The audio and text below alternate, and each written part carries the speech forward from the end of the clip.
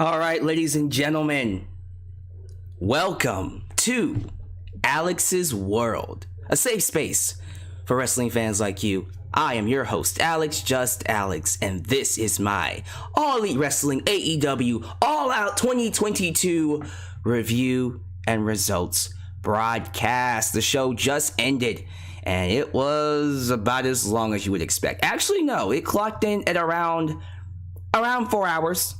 If you watched the pre-show, 5 hours.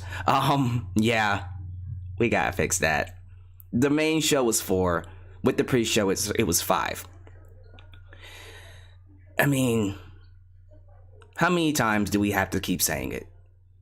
It's always good to have good quality shows instead of long shows. We've been saying it since the beginning of time, and yet here we are in 2022, still asking for Tony Khan to ease up on the amount of matches you throw on these shows, man. I know that you want to get everyone on the show.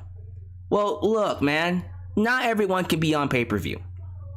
And as we get further along into 2023 and you get you a new TV deal and you expand Rampage to 2 hours and that goes live, we can then start blowing off fuse on these regular shows, on these main weekly shows. That way, these pay-per-views can be a lot more concise and a lot more shorter. I couldn't give this show the same grade as last year's show. Last year's show was one of the best wrestling shows I've ever seen. There was nothing you could have done to top that show. This one didn't quite hit that mark, but in my opinion, it was still an excellent show. And I gotta be careful, because I know on social media, people are saying, I don't know, this show isn't as good as last year's. Man, WWE is just a better show now. WWE is just a better company now. WWE just had a better weekend. NXT was awesome. WWE's show in Cardiff was awesome. Clash at the Castle was awesome. And I gotta be careful because I know the wave, I know the momentum is shifting over to WWE for good reason. For good reason. However, I have to remain impartial. I have to come from the perspective of if a wrestling fan that either stopped watching for a while or is a fan that wants to be a fan, if they were to watch this show, would they enjoy it? If I have to come from that perspective, there's a lot that happened on this show that was absolutely incredible. I'm sorry, that Trios Championship match, oh my God, that was out of this world amazing. And then that Tag Team Championship match, I did not expect the Acclaimed to get that much of a reaction from Chicago. Chicago made them easily the hottest tag team in the world under FTR. Right under FTR. I don't know, man. I did not expect the Acclaimed to get that much love from Chicago. They were so over. They got so over. I was getting kind of afraid that, man, I don't know, they probably need to win this. They didn't, and that's okay. They'll run it back at Arthur Ashe, and if they do, that's when they need to win it. Here's the thing, though. FTR needs to win the belt in November. So, will you give the Acclaimed a short title run? Is that what we're doing? I don't know. See, I do think Keith and Swerve deserve a long run with those titles. They're an amazing team. They're great athletes. I don't know why people are upset that Keith Lee and Swerve Strickland are champs or they won the match. Quite frankly, I was good either way. But, you know, there was a side of me that was like, God, that's a heartbreaker.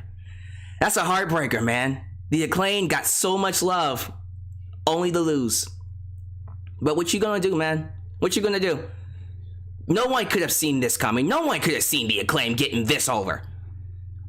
No. Hold on for a minute. Before y'all say I did, bullshit. When the Acclaim first came into AEW, y'all said the exact same thing I said. This act is lame as fuck.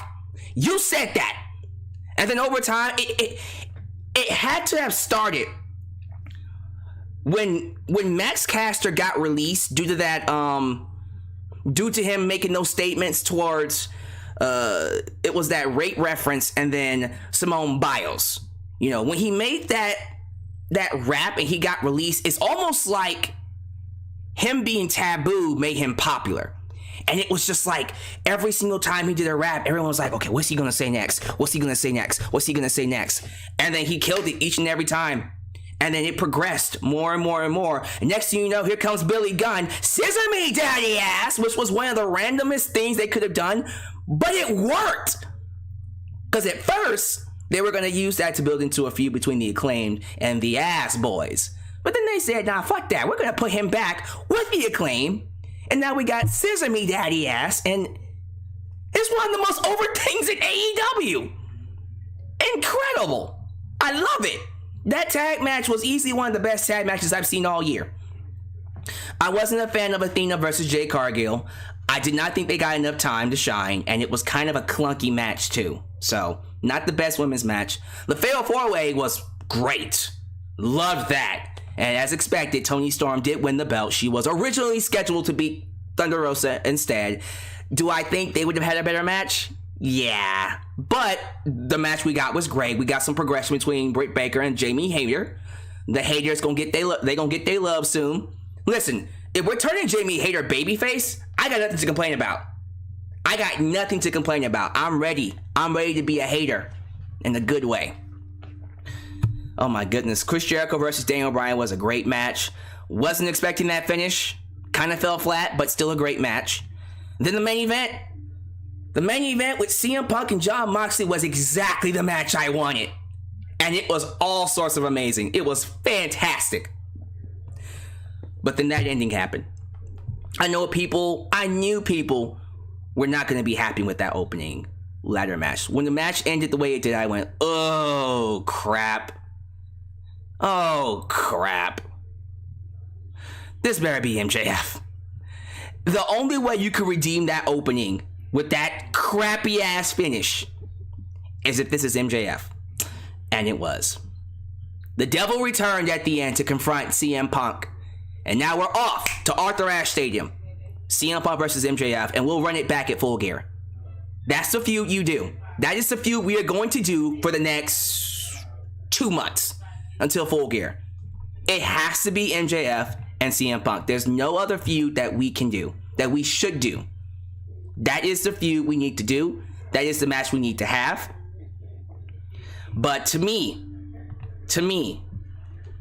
it's almost crazy how when did we first talk about this? This happened almost a year ago, right? November last year. It's crazy to me how they were able to keep intrigue in this feud for almost a year now. If MJF is going to win that title, if MJF is going to be a world champion, he has to beat CM Punk. He has to beat CM Punk. And CM Punk is going to have another short reign. But I feel like that's important. That's important. So, yeah, man, I'm sorry. I know people want to hate on this show, and you can hate on it all you want. I'm not going to tell you how to feel. I thought it was an excellent show. Sorry, I know you guys want to put WWE on the pedestal now because Triple H is in charge. You know what? I thought Clash at the Castle was a great show. I watched NXT. Still not going to watch the weekly shows, but I thought it was a solid show. I'm sorry. The better show to me was All Out. All Out took the weekend. I am more intrigued about Dynamite and Rampage than I am about WWE. I'm sorry. Maybe I would have said something different if Drew McIntyre would have beaten Roman Reigns. But guess what? That didn't happen. Yeah, we got a classic match with Sheamus. Easily one of the best IC title matches. We got 2 A+ matches on this show. The tag matches, both tag matches were phenomenal. Sorry. They were both phenomenal. Then that main event was an excellent main event. I got too much to talk about here. And I got too much to look forward to not say this was an excellent show. So I'm going to go against the grain. I'm going to be in the minority. Hello? That's what I'm here for. It was an excellent show. You don't have to agree. But you're going to get my honest opinion. So we're going to review the show. And then, apparently, I need to react to a Medium Scrum from CM Punk because people keep telling me that it was crazy.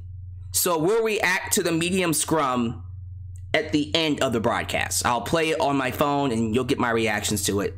Then, yeah. Oh, wait a minute. Aren't we crowning a new Super Chat champion today? That's right. We're going to crown a new Super Chat champion. So how it works is this. The person who donates the most money will basically be my new Super Chat champ. You just have to donate. And based off of how much you donate, if you donate the most, you will get your name plastered on the Super Chat screen here. And you will get to choose when your title defense is going to happen. Now, I recommend you choose a pay-per-view.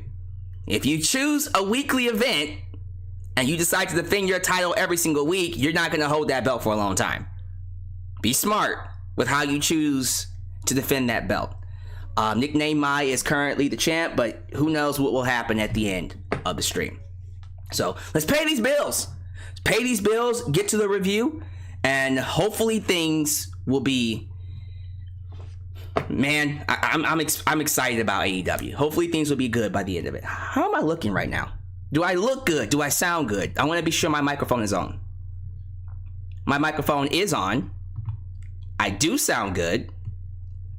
I don't seem to have a problem. Okay. Do I look good, y'all? People are telling me I do look good. Okay then. Yeah, everyone can hear me. Everyone can see me. Cool. All right. Well, let's not waste any time. Let's get right to it. Let's pay these bills. If this is the first time you're watching me, do me a solid favor. Like the video, subscribe, and click that bell to catch all my content when it comes out. While you're at it, help expand the brand by doing the following things. Join the membership today. Click that join button and get the opportunity to request a video of your choosing. Whether it's a live reaction, a hot topic or review, past, present, or future. And don't forget to give thanks. Hit that super thanks after the fact if you would like to donate. You can also like me on Facebook, follow me on Twitter, just Alyx Central. Give me a follow on Instagram, give me a follow on Spotify, and give me a follow on TikTok. For I am the tickest of the talkest. Donate using PayPal, Patreon, Cash App, Venmo, and yes, Super Chats are officially on. You can donate at any point in time during the broadcast to get your thoughts played live on the air. Email me at Alyx'sWorld@gmail.com for business inquiries, just to say hi, and please get yourself a t-shirt today at Pro Wrestling Tees. Get you an old school Deluxe Man t-shirt, get you a new school Alyx's World t-shirt, but most importantly, get you a blonde hair, blue eyes, apple pie, America, cause it's the remix t-shirt made by It's J Knox and Firestar Heart. All this down below in the description box. Teespring and Pro Wrestling Tees. And today's sponsor is the Ridge. If you're tired of your broken down, flimsy, bulky wallets that remind you of Vincent Kennedy McMahon, and you want you a metal wallet that'll last for a longer time like AEW or a Tony Khan style wallet, then trust me, you want to hear this deal. I'm going to hook you guys up with some awesome deals to get you a Ridge wallet. So how's about we get a quick word from our sponsor, and then we'll get to some shoutouts. Today's video is sponsored by The Ridge. Are you tired of traditional leather wallets wearing out? Are your phone cases cracking way faster than they should? Perhaps you're a minimalist and are searching for something more small profile. Well, The Ridge is here to help. The Ridge offers metal-plated wallets and phone cases that will last you a long time. Quality materials come in aluminum, titanium, and carbon fiber, making it hard to damage and long-lasting. Its slim design allows you to carry it anywhere, even in the smallest of situations. Each variant has a strap or clip to fasten your money, as well as an expandable card holder that holds between 1 to 10 cards, including credit cards and IDs. Today, if you click our link and use the coupon code RAWCognizance, you can get 10% off your first purchase. That's ridge.com/rawcognizance and the coupon code RAWCognizance in all caps. Stop carrying worn down bulky wallets and flimsy phone cases. Get complete control of your belongings today by contacting The Ridge. All right, I am looking at 140 people live. Not bad, y'all, not bad. So be sure you show some love to the moderators. Ultra, Shaw 97, Firestar Heart, Elias Demon, and Godzilla Hawk. And I also see J Knox here. Show some love to all of them for their help keep a safe space for wrestling fans like you. We got some YouTube members in the building. Mr. Unfamiliar, King Mike Tuds, of course, Super Chat Champion nickname Mai is also here. I think I saw the Beep Jr. and Dennis King. Oh my goodness. I'm trying to think if there were other. There's like, I think we got like 11 YouTube members here. I'm just gonna have to catch them because there's a big audience here. There's a big audience. Okay, so let me do the shout outs first, and then we'll get to round 1 of the Super Chat Championship. We're gonna crown a new Super Chat champion. Let's start from the top. I see Brandon Kambambia. Good to have you here, Brandon. Matthew Ankteal, Anthony Wyatt, John Cena, 2021. Oh, 2011. Excuse me, 2021, 2011. Wrong one. Leo Melanio, Scary Barley. I say it right. Sam 3, Jonathan Haley. We also got, let me see here, Pimp Boy BK. Khalil does everything. Joseph Winters, Billy.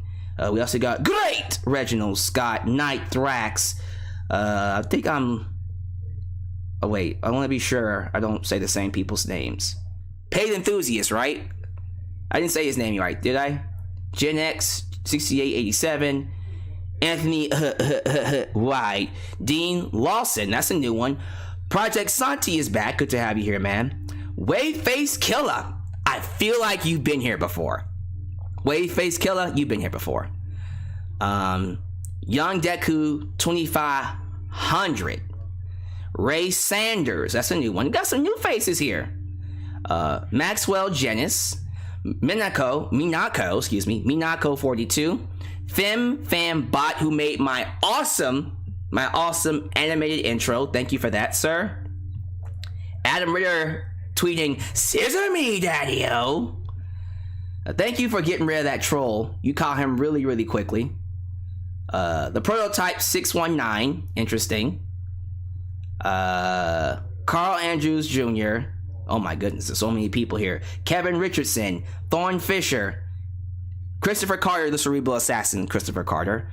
And I guess I'm giving the last one to Super Blue. Super Blue, thank you for being here. All right, y'all. I really don't want to, leave you guys hanging like this, but I really got to get to the show. So I'm going to have to stop Super Chats and go ahead and get to the, stop the shout outs and get to the Super Chats. Then get to the review.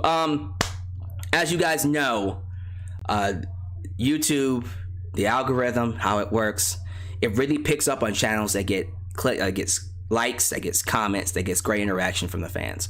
So the goal for this video is a big goal, but I think we can hit it. The goal for this video is 1,000 likes. 1,000. I think I've only had a handful of videos on my channel get past 1,000 likes. Let this be another one. I want 1,000 likes, ladies and gentlemen.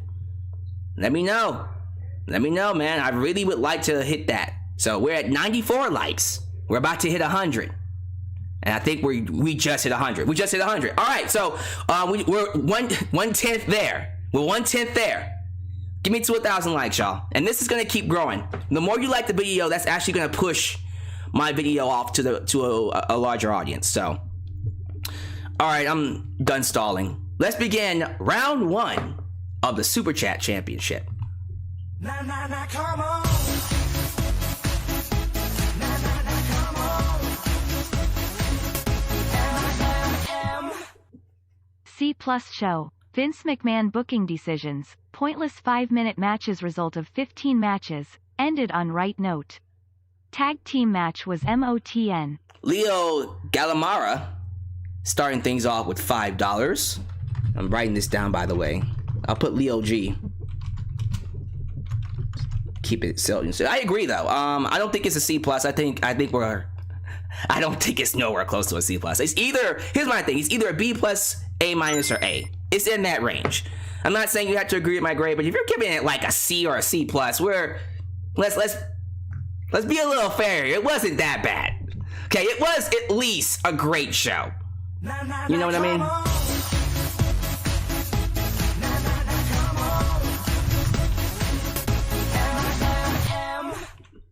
The crowd was kinda dead tonight.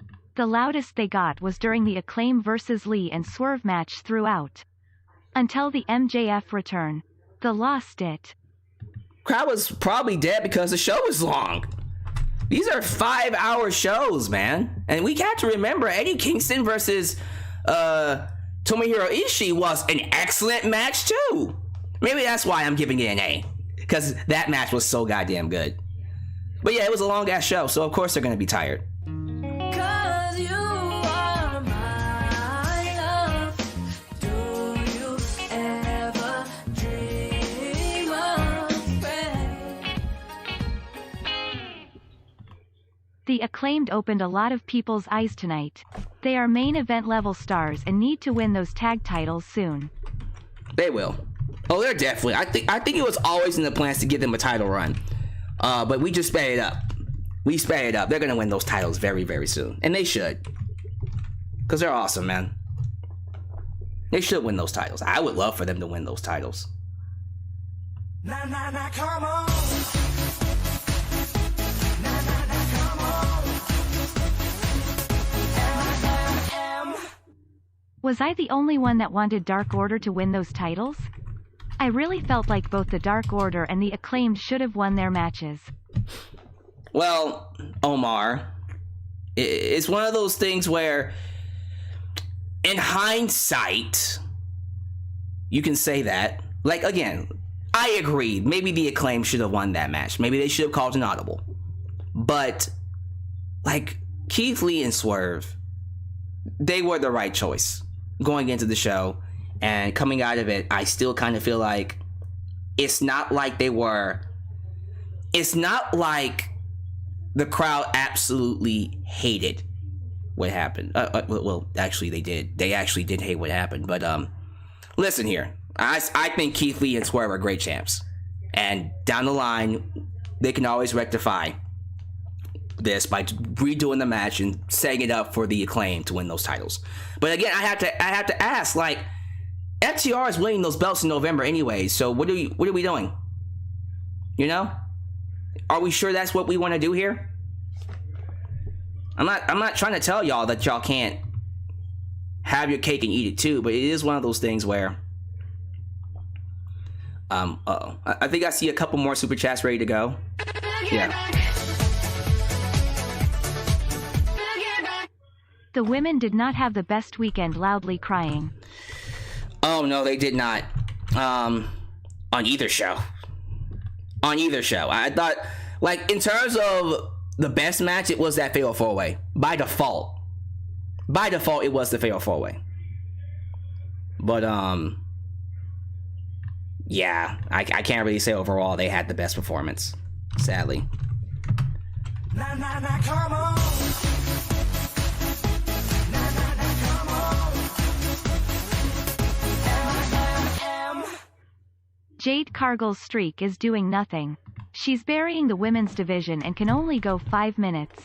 This is like if Eva Maria had Asuka's streak. Oof. Asuka? Asuka streak. I knew what you meant. Yeah, that wasn't one of her best matches. I agree with you on that. Again, I feel like they should have gotten more time. Maybe they can run that back too and they can do better. I don't know. I still feel like Athena should have beat her. That's just me. Alright, we're going to pause it. That's going to do it for round 1 of the Super Chat Championship. In the lead is Leo Galamara with $10. So the amount to beat to become Super Chat Champion is $10. $10 is the amount to beat. We'll begin round 2 in the middle of the review. And then we'll crown a Super Chat Champion at the end of it. So we're just going to go ahead and move things along here. I'm going to pause Super Chats. And we are going to continue. And yes, I will get to the medium scrum. I will get to the medium scrum at the end of the show. So if you haven't heard it, I will play it for you. And I think it's cool. It's not one of those things that gets copyright claimed because it's a media scrum. You know, it's a media scrum. So I think we're okay. I would hope so. I'm gonna be safe here, and you know, I might have to do some editing after the fact, but I think we'll be okay. But all right, let's get right to it. All Out was in Chicago, sold out in the Now Arena. Crowd was great, as always. Crowd was hot for a good portion of the show. I would say a good 3/4. It died towards the last part of the show there because it's just too long. Like, he had 15 matches on this card. That's a lot of matches. In comparison, WWE show had 6 matches. And it still felt like a long show. It still felt pretty full. NXT had 4, 5? Let me see. I think it was 5. It was 5 matches, I believe. Might have to go back. It was 5 matches.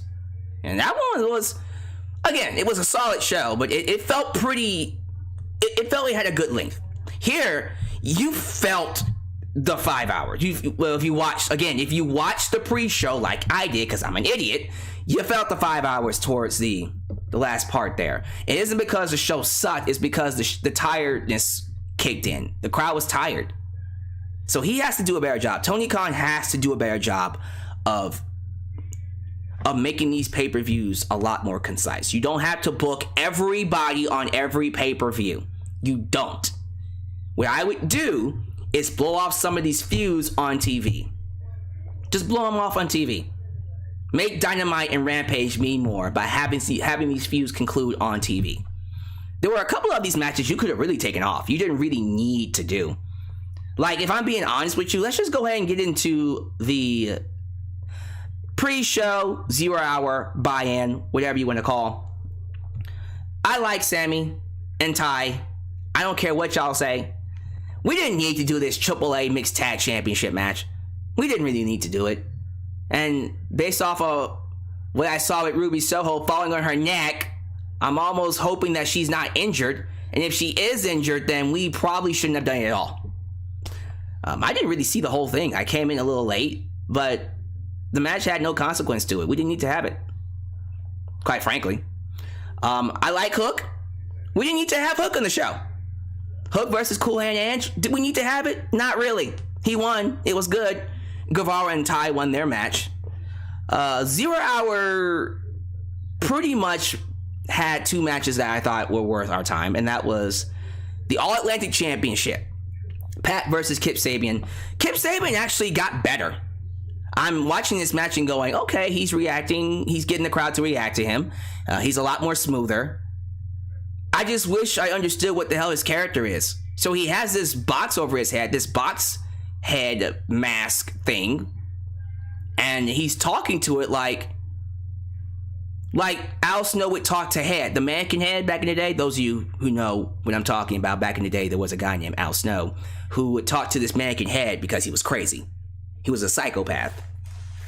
And that's kind of what Kip Sabian is doing here. And I'm just like, I wish we would have explained this better, because he's been walking around with this box over his head, and I'm like, why? Underrated, over it? Okay, that's nice, but you're not the only person that's underrated in AEW. You're not special. You know what I mean? So I'm trying to understand his character, and I wish we would have gotten more TV time to understand who he is, what he's all about. Is he a psychopath? Has he gone off the deep end? Does he need a little help? Okay, show me that.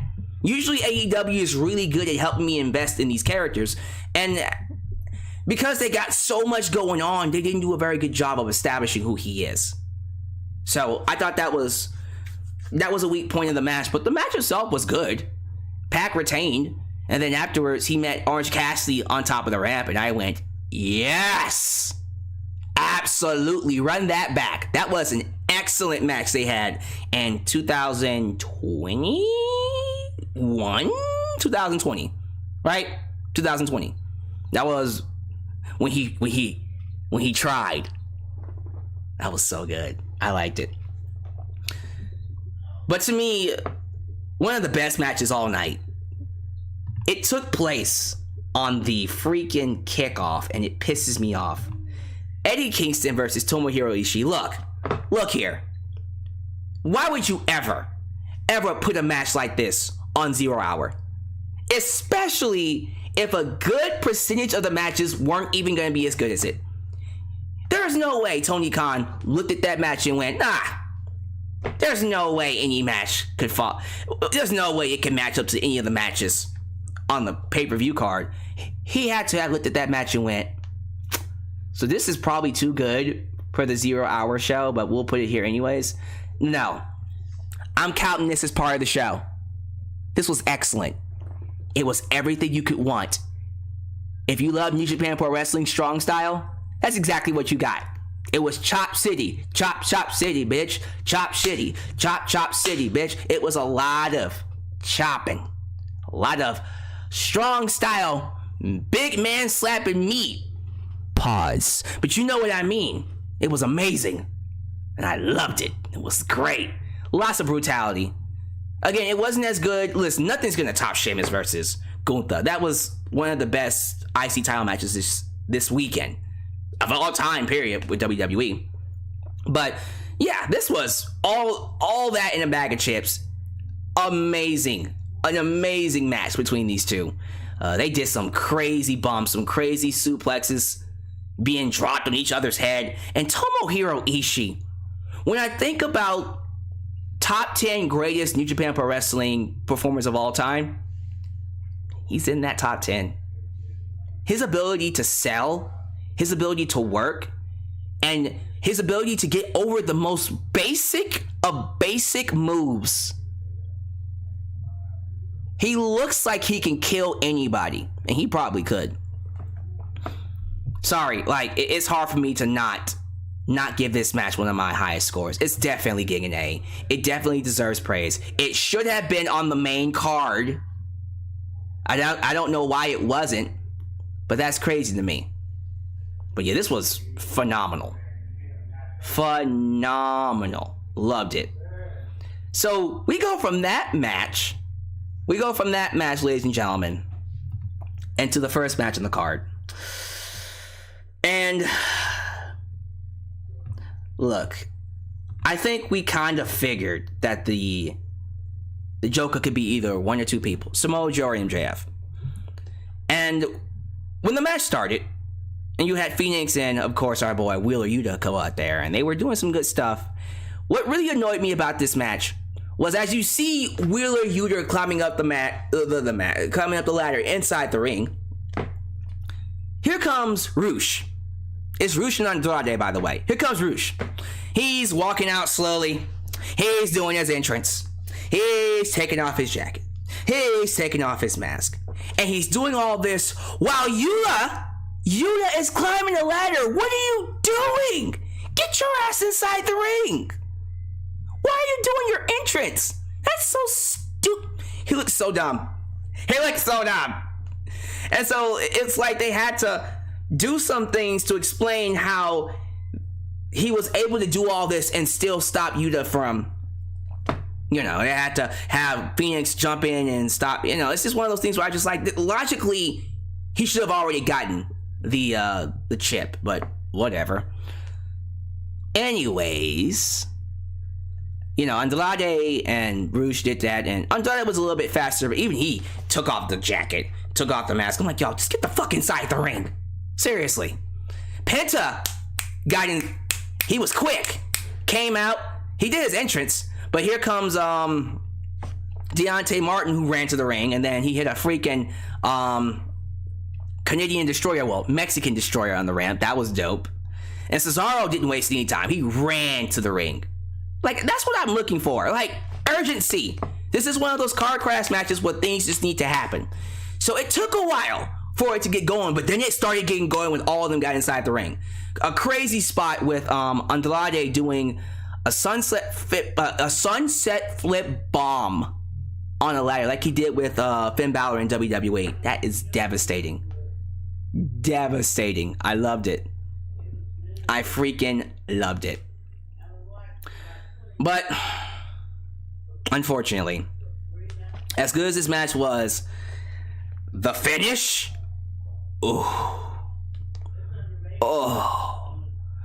when I saw those guys hit the ring and them black masks, I feel like my trauma kicked in from the day Retribution debuted. I was like, no, Retribution, don't take me back. Oh my god. When they enter the ring in black mask, I was like, I know he's not doing what I think he's doing. These guys climb the ladder. They pull off the casino chip. And we're like, the hell is going on here? And then the Joker shows up. And it's a symphony of the devil. It's the devil's symphony. And the lights go out. We see a spotlight. It's a guy in a devil's mask, and he's walking around. He's strutting. When you see him strut, you go, okay, I see what's going on here. He gets inside the ring. They hand him the chip. The crowd is like, what the fuck? What the hell was that? And then the guy goes to take off his mask, and he goes, and then walks out. So I said to myself, that better be MJF. That better be MJF, or that is easily one of the biggest blunders that they've done. Very few, but one of the blunders. So I was like, well, that's an interesting way to end a match, and quite the interesting way to start off the show. Might as well just kick it off with Eddie Kingston and Tomohiro Ishii. The hell are you doing putting them on the freaking opener, the kickoff? Why would you do that? Dag nabbit. But luckily for us, what they followed up with was, to me, oh my god, this match. Let me see if I can find the photo. I think I might actually have a photo saved. The Trios Championship Finals. Kenny Omega. There it is. I just found it. Here we go. Kenny Omega, the Young Bucks, the Elite, to be more exact, taking on, of course, Hangman Page and the Dark Order. And a lot of people, and for good reason, a lot of people were like, how the fuck are you gonna follow the last Trios title matches involving Will Ospreay? Trios tournament title match. Trios tournament matches, not for the title. Those Trios matches with Will Ospreay. How the fuck are you gonna follow that? And I was the main one, probably the only one saying, y'all gonna be sleeping on this match and then it's gonna surprise you. And it did. This wasn't easily one of the best matches AEW has done on pay-per-view. This is getting my highest score. This match had so much story to tell. And not just between the Elite and Hangman Page, but also the Dark Order. I love this match. First off, Kenny looked amazing. Kenny Omega looked in the best shape that he could possibly look in. I loved it. He looked amazing. For real. He came out there looking ripped, followed by the Young Bucks. Here comes Hangman Page with the Dark Order. And I love that the match started off with Hangman Page trying to keep it clean. You know, let's keep it clean, y'all. Let's keep it clean. You know, stopping the Young Bucks from going too far, stopping the Dark Order from, going too far. He wants to, I want my friends to get along and have a good wrestling match. And they were like, shut the fuck up, Hangman. The fuck? What is wrong with you? Then they slap him and then he snaps and then he starts attacking them. And then Kenny Omega, and I love this, Kenny Omega gets inside the ring with Hangman. And anytime those two got inside the ring, the crowd just stood up. They just stood up. They're like, hell yeah. Because this is one of the greatest rivalries that we've had, at least in AEW's history. 2 years. 2 years. And the fans still remember. They still love it. They respect these two.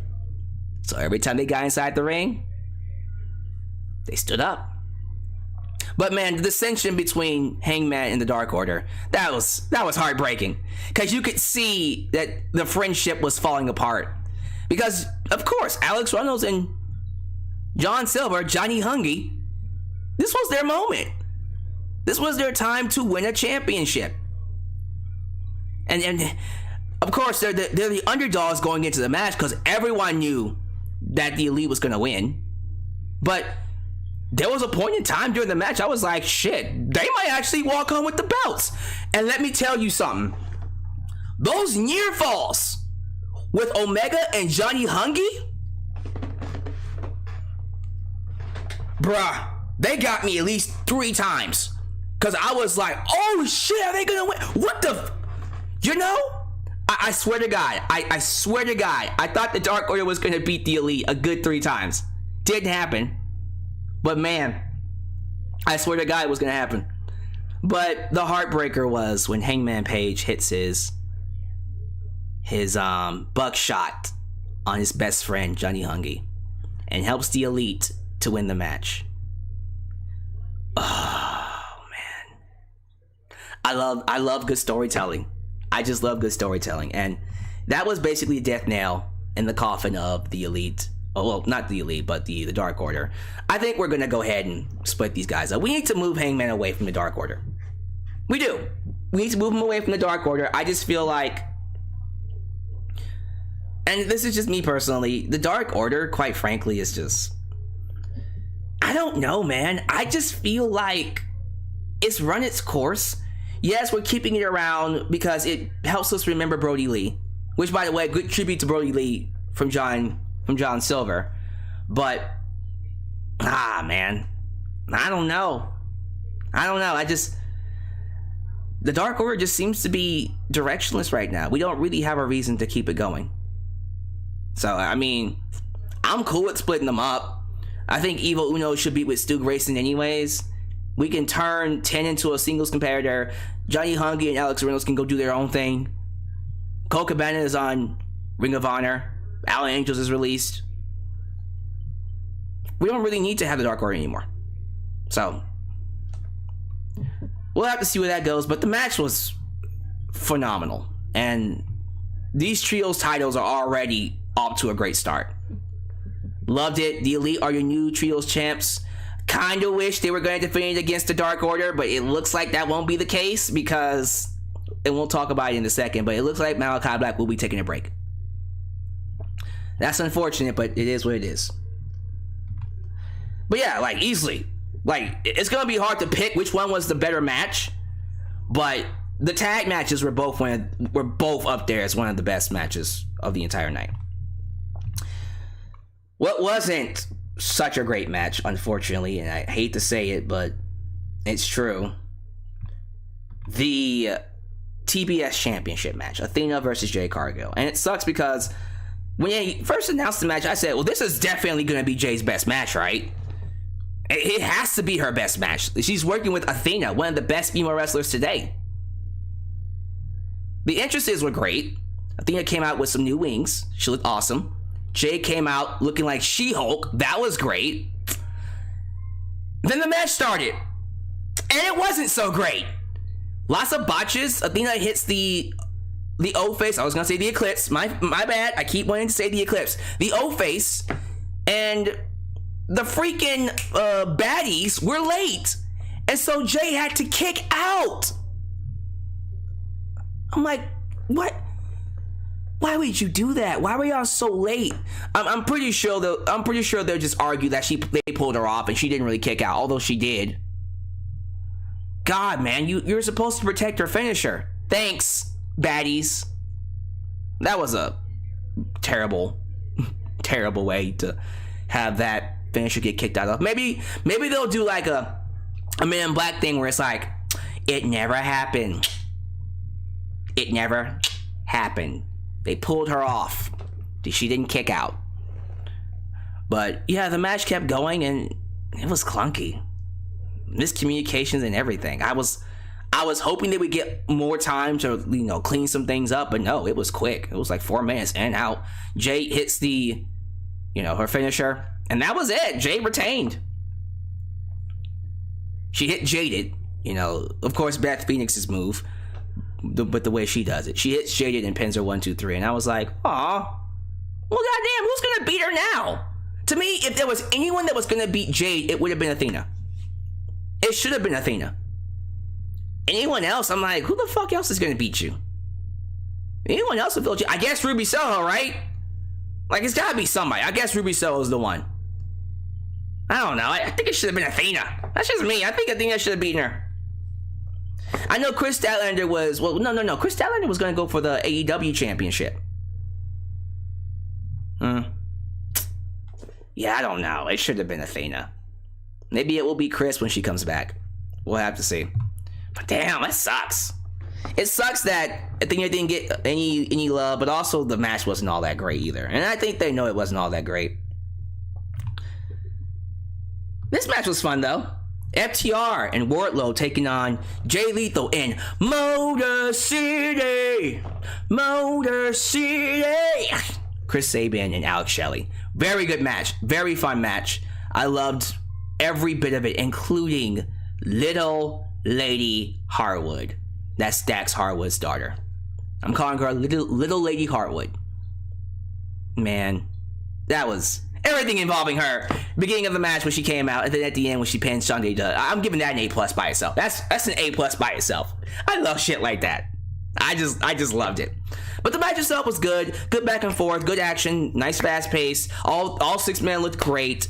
Wardlow gets the win for his team with 4 power bombs on Jay Lethal. Jay Lethal gets pinned. And then afterwards, Samoa Joe returned. Samoa Joe came back. And that was always good to see. I was like, honestly, I wanted Samoa Joe to be the Joker. I wanted him to be the Joker for the opening match. But no, he's just back. He's back on AEW TV. Good. Good. I don't know why he was off because he was off filming, but good. Good to have him back. So, I can't complain about this match. This was a good match in the middle of the show. And then next, I think, if I'm not mistaken, is Powerhouse Hobbs versus Ricky Starks. So, not a lot of people liked the results of this match. I kind of did. I do like that Powerhouse Hobbs, definitively beat Ricky Starks. I know people like Ricky Starks. I know people think Ricky Starks is a future star, and he is. Okay, he is a future star. Powerhouse Hobbs is good too, y'all. No. Let's talk about Powerhouse Hobbs. When he first debuted, I said that's a future world champion. This guy is dope. I don't know why people are hating on him. Okay, so he beat Ricky Starks. Ricky Starks is going to be here longer, and he has more, he has more investment in him. He's more invested in him. He's going to be big. Okay, he can take this loss. And this isn't the end of the this is not the end of the feud anyways. But yeah, in this first confrontation, Powerhouse Hobbs should win. And then when we do more matches between the two, Ricky Starks will get his victory. I promise you, Ricky Starks will get his victory. But in terms of the feud, yeah, I would give it to Powerhouse Hobbs. I would have Powerhouse Hobbs win the first 2 matches to build that obstacle against Ricky Starks. And then Ricky can beat him in the last match. Why not? I don't know why people were upset about this. Why would you have Ricky Starks just beat Powerhouse Hobbs? Powerhouse Hobbs is a great investment. You kidding me? He's a monster. Him and that spine buster. So yeah, I'm perfectly fine with them doing this. I thought it was a good match. I thought it was a pretty strong, solid outing between Powerhouse Hobbs and Ricky Starks. So, all right, we're going to pause things. We have reached the halfway mark of the show. So we're going to begin round 2 of the Super Chat Championship. I think, let me remind myself who's in the lead.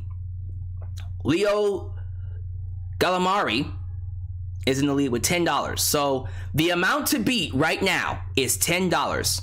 If you beat $10, you will be crowned the new Super Chat champion. So let's get back to the donations. Nah, come on. Nah, come on. M. The Punk Media Scrum just now will likely overshadow anything else happening tonight, sadly.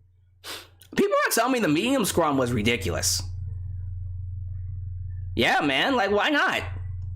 I'm hearing. Okay, someone told me to look at the tweets. They're telling me to look at my tweet now. What happened? What happened with Punk? I know he started some craziness. There's some big heat already on CM Punk from his comments at the AEW. Oh, I really gotta listen to it now. Yeah, we're definitely gonna listen to it at the end. Yeah, of course there's gonna be big heat on him. He called out the EVPs.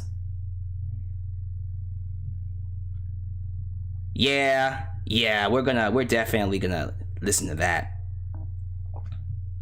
I kind of want to do it right now. Nah, I'm going to wait. I'm going to save it towards the end. We're going to react to it. But yeah, apparently he's getting a lot of heat backstage. He went off. I got to listen to it. Yeah, definitely got to listen to it. Oh, wait, is that it? Is that round 2, y'all? Ooh. Okay. Well, I guess we're going to decide the new champion, who is at Raw Cuz 99. Yikes! I guess we're gonna decide it with $10. I don't think I've ever had it be that low before. Am I doing something wrong here? All right, well that's round 2, $5. I will get back at the end of it, following my reaction to the medium scrum. Maybe we'll get some more donations after the fact. So, all right, let's get back to the review then. I think people are just waiting for me to talk about the medium scrum because everybody keeps talking about it. I haven't heard it yet. Like, is it really, really that crazy? All right, we'll see then.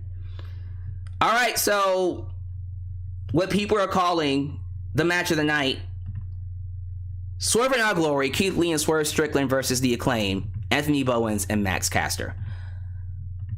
Holy shit. Holy fucking shit, this match. You know what, man? I'm just happy. I am beyond happy with what we got here because, first off, look at this. Representation. Not just with skin color, but also we got a guy that, you know, is openly gay wrestling in the match. It's just a great look all around to see this match get so much love. You know what I mean? And we got, first off, 2 main event players, Keith Lee and Swerve Strickland. Both of them will be main event players in the next 2 years or so. Guarantee you. But Anthony Bowens and Max Caster, I keep saying it, man. Just 2 years ago, everyone was saying this act is lame as hell. And don't sit there and pretend you always thought they were awesome. You're lying. You're lying. I remember when they first debuted, everyone was like, this act sucks. These John Cena wannabe assholes, get the fuck off my TV. Y'all were saying that.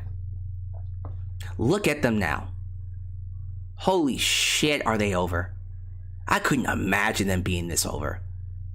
When the match started, and we saw, or we heard the Keith Lee chant, the "Oh, bask in his glory. Oh, bask in his glory." When I heard Chicago take that chant and turn it into "Oh, scissor me, daddy. Oh, scissor me, dad." It's like, oh, shit. Uh-oh. And it kept going. Daddy, yes. Daddy, yes. Daddy, yes. It was incredible how over they were. This was at the beginning of the match.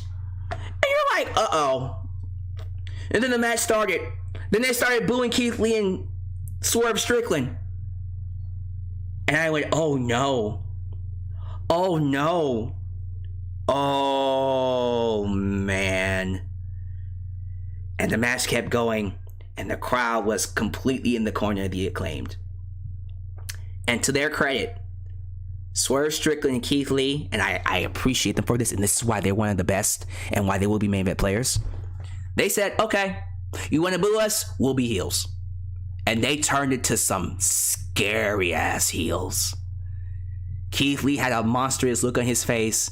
The way he was smiling, how sadistic Swerve was going after that leg. Man, they are scary heels. They were terrifying heels, and I loved it. They played to the crowd. They said, you want to boo us? Fine, we'll be the heels.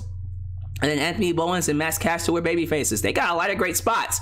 Max Caster picked up Keith Lee and slammed him. Craziness. Freaking Anthony Bowens out there wrestling his ass off. And then those near falls. Oh, both of those near falls were phenomenal. On Keith Lee and Swerve. Those were breathtaking. Those are great. And towards the end, I was like, shit. I know we have to keep the belts on Lee and Swerve, but I think we might need to call an audible here. We might need to call Tony, like, I was like, Tony, like, you're seeing this match, right, Tony? Tony, you might want to change something, Tony. Seriously, Tony.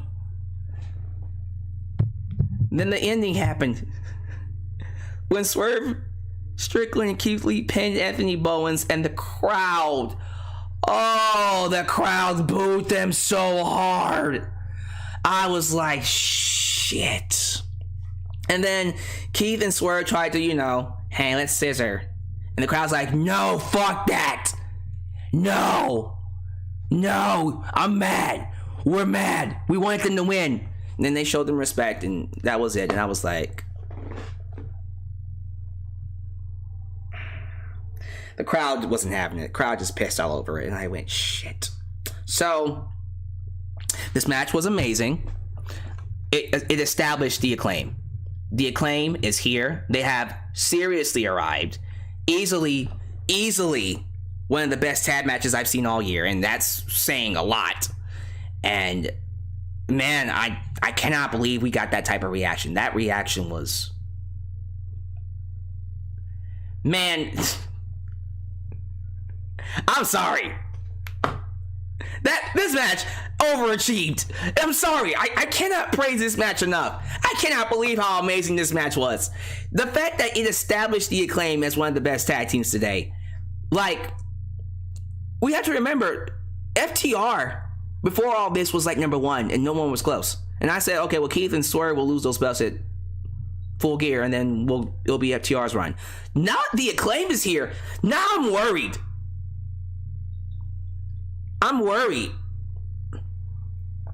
I don't know, man. I don't know what's going on. There's a lot going on right now.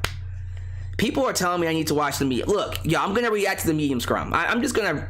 You know what? After this review is over, I'm just going to play the entire thing. Because y'all telling me that it's crazy. So we'll be up here. Look, I know it's past midnight. But since y'all want to tell me to react to the medium scrum, I'll do that. I'll just be up here reacting to the entire medium scrum. At least the CM Punk part. But, yeah, man. This match was phenomenal. We have established the Acclaimed, and quite frankly, I'm ready for them to win those titles. Run it back at Arthur Ashe Stadium, have them win the titles, and then they can drop it to FTR at Full Gear. It's time, man. You know what? Keith Lee and Swerve are great. They're great people. They're great wrestlers. They're going to be main event players anyways. They can lose the belts to the Acclaimed, and then the Acclaimed can drop the belts to FTR. Doesn't matter to me. I'm cool either way. So, yeah, I love this match.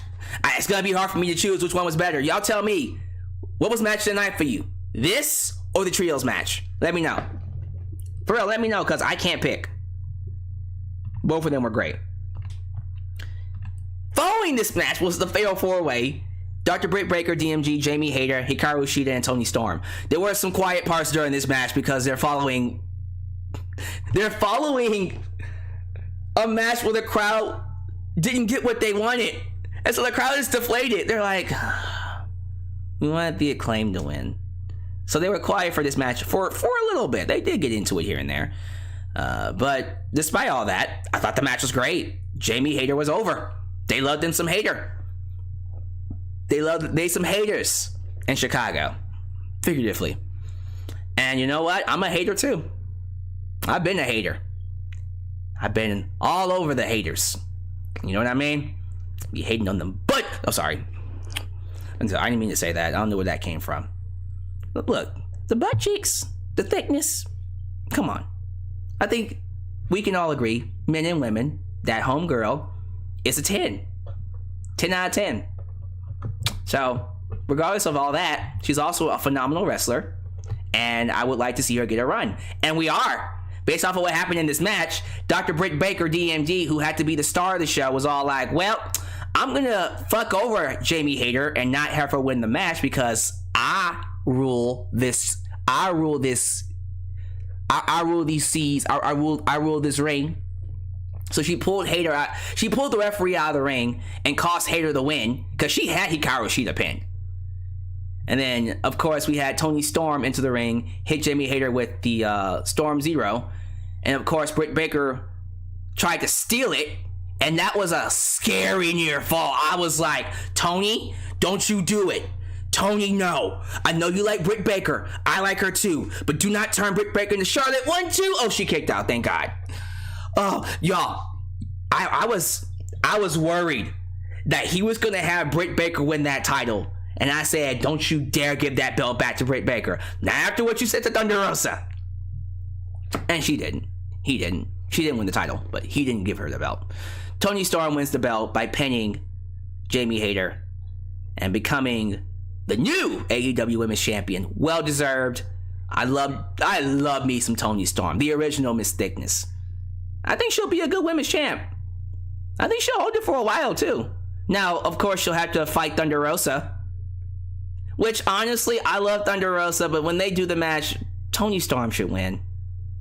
Toni should beat Thunder Rosa and keep that run going. And then Toni should drop it to Chris Statlander. I think Chris should come back and win the belt. But yeah, like, Toni Storm would be a great women's champ. If not Chris Statlander, Jamie Hayter needs a run. Do you understand me? I am a hater. I am a big fat hater for Jamie Hayter. So I'm cool either way. But yeah, that's one of those matches that didn't get love from the fans because they were deflated. I thought it was a great match though. Woo! This match was fucked up. I should have known. I thought it was kind of suspicious that Luchasaurus just randomly joined back with Jungle Boy.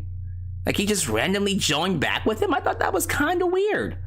Like, he turned heel out of nowhere, and then that was it? He's going back to being with Jungle Boy? Jack Perry? Alright. I didn't think much of it.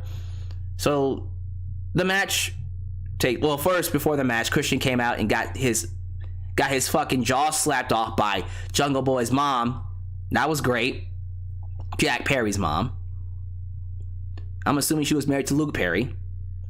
But yeah, Christian gets inside the ring. Here comes Jungle Boy Jack Perry. And he's looking to the babyface entrance like, yo, where you at, Luchasaurus? Come on out. Luchasaurus comes out from the heel side, and as soon as he did, I said, oh shit. And then before I can even react, grabs Jungle Boy by the throat, chokeslams him off the stage. Chokeslams his ass off the stage, and you're like, oh crap. God damn it. And then he carried Jungle Boy to the ring, gave him the Christian. Christian hits him with the spear. Jungle Boy kicks out, but then hits him with the kill switch and then pins him 1, 2, 3. It was like 20 seconds. I should have known they were gonna do that. I was like, yeah, this fuse needs some work. Cause I was just kind of like, we're kind of blowing this off a little too soon. No, we're not. We're gonna continue it. Good. We can get this to Full Gear. If they really want to, we can get this match to Full Gear where it should actually happen at Full Gear. They'll do it again at Arthur Ashe probably, but we should get this to Full Gear. Oh yeah, Full Gear is the place to do it. I think at Arthur Ashe we should do Luchasaurus versus Jungle Boy, right? And then we do Christian versus Jungle Boy at Full Gear. We can get this. We can get this there. Yeah, that was. You know what? It was fucked up, but it was a good kind of fucked up. It advanced the feud. All right, next up, Chris Jericho versus Bryan Danielson. The match was... So I thought the match was great. It was at an A-, like an A-. Crowd was a little quiet for it because, again, deflated from the Acclaim. They were very upset, like, fuck y'all. Fuck y'all. You know what I mean? But yeah, they were very upset at the Acclaimed not winning their title match. But the match was still great. They still reacted to the match here and there. I thought it was definitely a match worth watching. What killed the match, and the match had some very great moments. Bryan Danielson with the submission moves, Chris Jericho doing old school moves, the Lion Salt, the Lion Tamer, because he's Lionheart Chris Jericho, which I thought was great. Great wrestling back and forth. Yes, kicks were there. Crowd was into it. It's just, again, like 5 hours plus the Acclaim not winning, it deflated them. And then the match just kind of ends with Chris Jericho low blowing Bryan Danielson and hitting the Judas effect. That was it. Like, he just beat him. No interference, or we didn't see anything from Daniel Garcia. I was like, really? He didn't play a part in this match? And that's how we're ending it? That's lame. That was kind of lame. But yeah, Jericho cheats to beat Bryan Danielson. Alright. Bryan Danielson can't beat Chris Jericho for some damn reason. He just can't beat Chris Jericho. I guess we'll run it back at Arthur Ashe Stadium, and then he'll beat him then. But Chris Jericho's all like, well, he goes backstage to Daniel Garcia. Daniel Garcia's like, I'm not happy with how you beat Bryan Danielson. You cheated. You cheated, man. That's not cool. And then Chris Jericho said, oh, okay, since you want to have an attitude, you want to have an attitude with me, guess what? Guess what, sir? You're going to have to fight Wheeler Yuta by yourself on Wednesday. So, we're going to see where that goes. We're continuing this. This will be a continuing feud going into Arthur Ashe Stadium, probably. Yeah, but that kind of fell flat for me. It is what it is. Then we got, of course, the other triple threat. We got, as soon as I can find it, where is it? I'm pretty sure I had it in here. Hold on. Wardlow, Jungle Boy, Jon Moxley. Wait a minute. Did I not put it up? I'm certain. Oh crap. I guess I didn't put up the Sting, Miro, Darby Allin. Wait. Okay, hold on. I think I can find it really quickly. Yeah, here it is. 1 second. Coming up to it. Boom. All right. Had to pull it out. Sorry about that, y'all. Yeah, Sting, Darby Allin, and Miro taking on the House of Black. Great match. Can't really complain about it. Really enjoyed it. Sting was the most over person in the match. Miro got his chance to shine. Not much else to say about it other than the ending. So Sting ends up blowing mist in the face of Malachi Black, and then he gets pinned by Darby Allin. After the match is over with, and this is coming from sources inside the ring, inside the arena, Malachi Black takes a bow and blows a kiss to the audience, gets a standing ovation, and then walks away. So, those of you who have not been watching my channel, I did a stream, I think it had to have been Friday, earlier this week, where I announced that Malachi Black requested his release because he wanted time off to deal with personal issues, mentally and physically. He was just not in a happy place. Not because of his booking, he was just mentally just tired. And so his release got denied. However, I just figured, you can just give him time off. Just give him time off. Right? If he's mentally not there, he needs a break, give him time off. And it's sad because during this match, Malachi Black got into the ring with Sting, the crowd stood up. They stood up, man. They love Malachi Black. But, he's been going through a lot. He just came back from a back issue. He was literally dealing with a serious back problem that basically was so bad he wanted to retire. It was that bad. He wanted to retire. It was that bad. So, if he's getting a break, yeah, man, this is... Look, the House of Black's still going to be here. You're still going to have Brody King and Buddy Murphy. You'll have Julio leading it. That's fine. But if he just needs a break, give him a break. Couple months. Relax. Heal up. Take as long as you need. It's like Jon Moxley. Jon Moxley went to go take care of himself. All right, cool. Aleister Black, Malachi Black, Tommy End, give him a break. Let him have a couple of months. You can have the rest of the year. I don't care. Mental health matters. I'm a mental health advocate. Give him a break.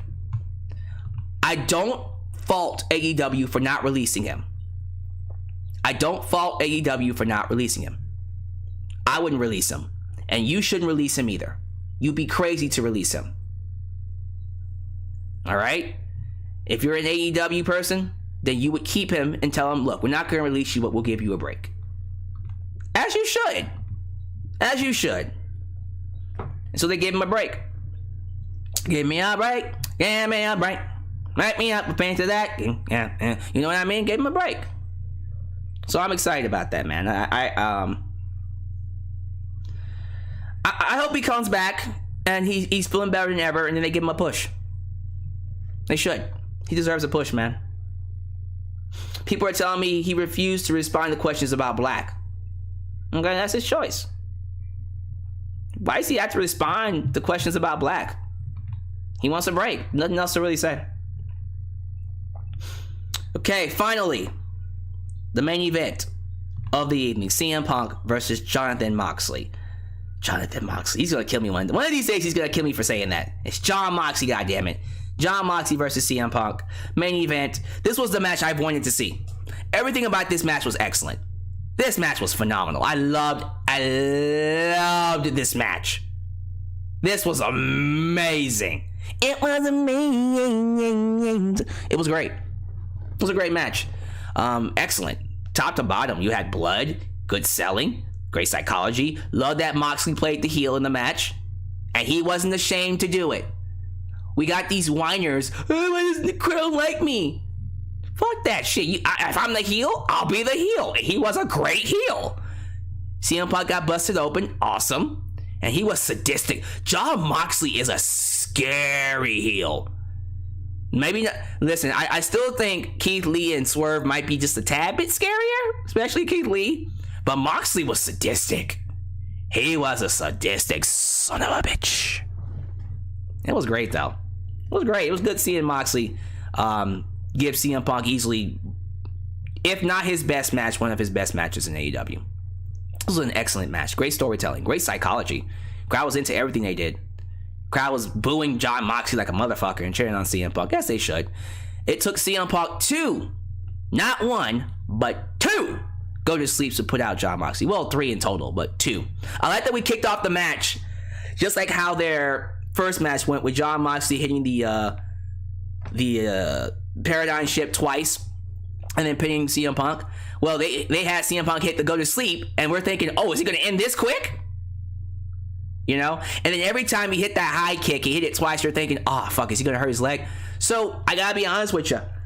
In hindsight, yeah, that first match did help this match seem better. So, Tony Khan looked good. He looked good in the long run, doing what he did. So, CM Punk does beat John Moxley to retain and become a two-time AEW champion. But, ladies and gentlemen, you had to know it wasn't just gonna end there. Oh, no. You knew he was coming back.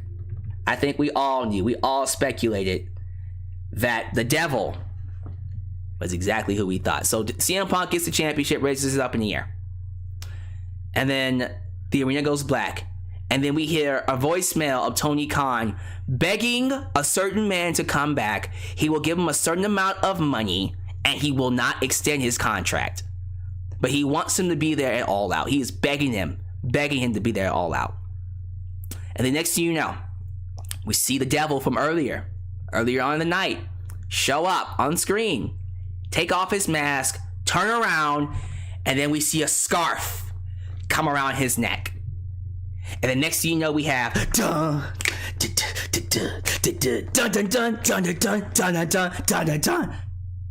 MJF returns.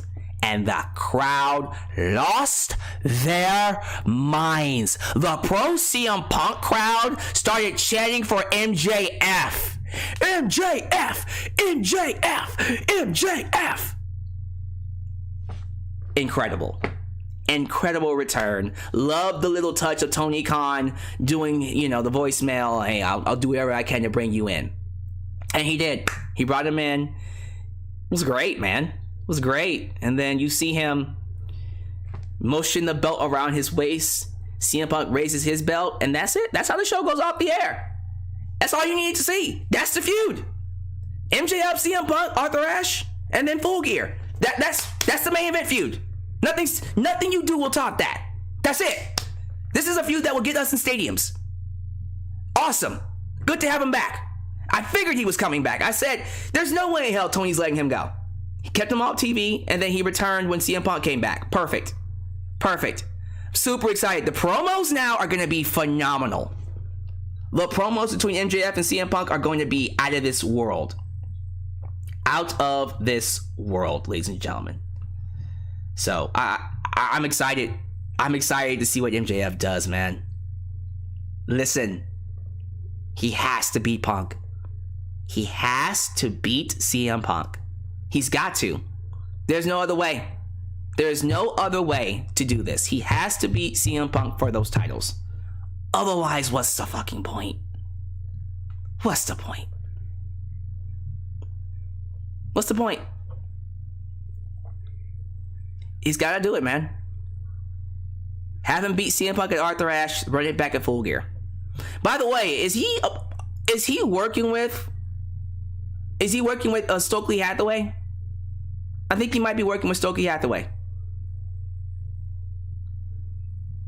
Yeah, that's pretty great. He got freaking Big Cass with him, not Big Cass. William Morrissey with him. That's pretty dope, man. That's really, really dope. I'm sorry, man. This show is excellent. I know we're in love with WWE right now for good reason. Triple H is in charge. He's making the shows fun. But for me, I can't really think of this show any differently. I thought it was great. So before I go and do the last round, I have a medium scrum to react to, don't I?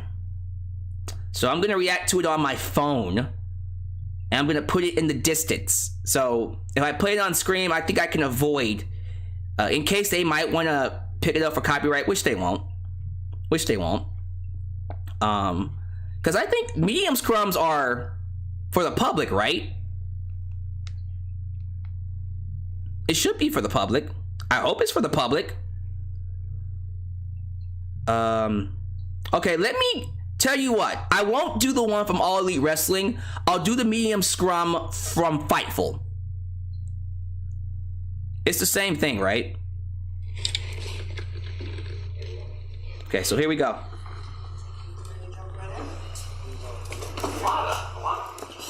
So CM Punk just got in here. Hi, Nick House, Wrestling Inc. Show of hands. Who here fancies himself as a journalist?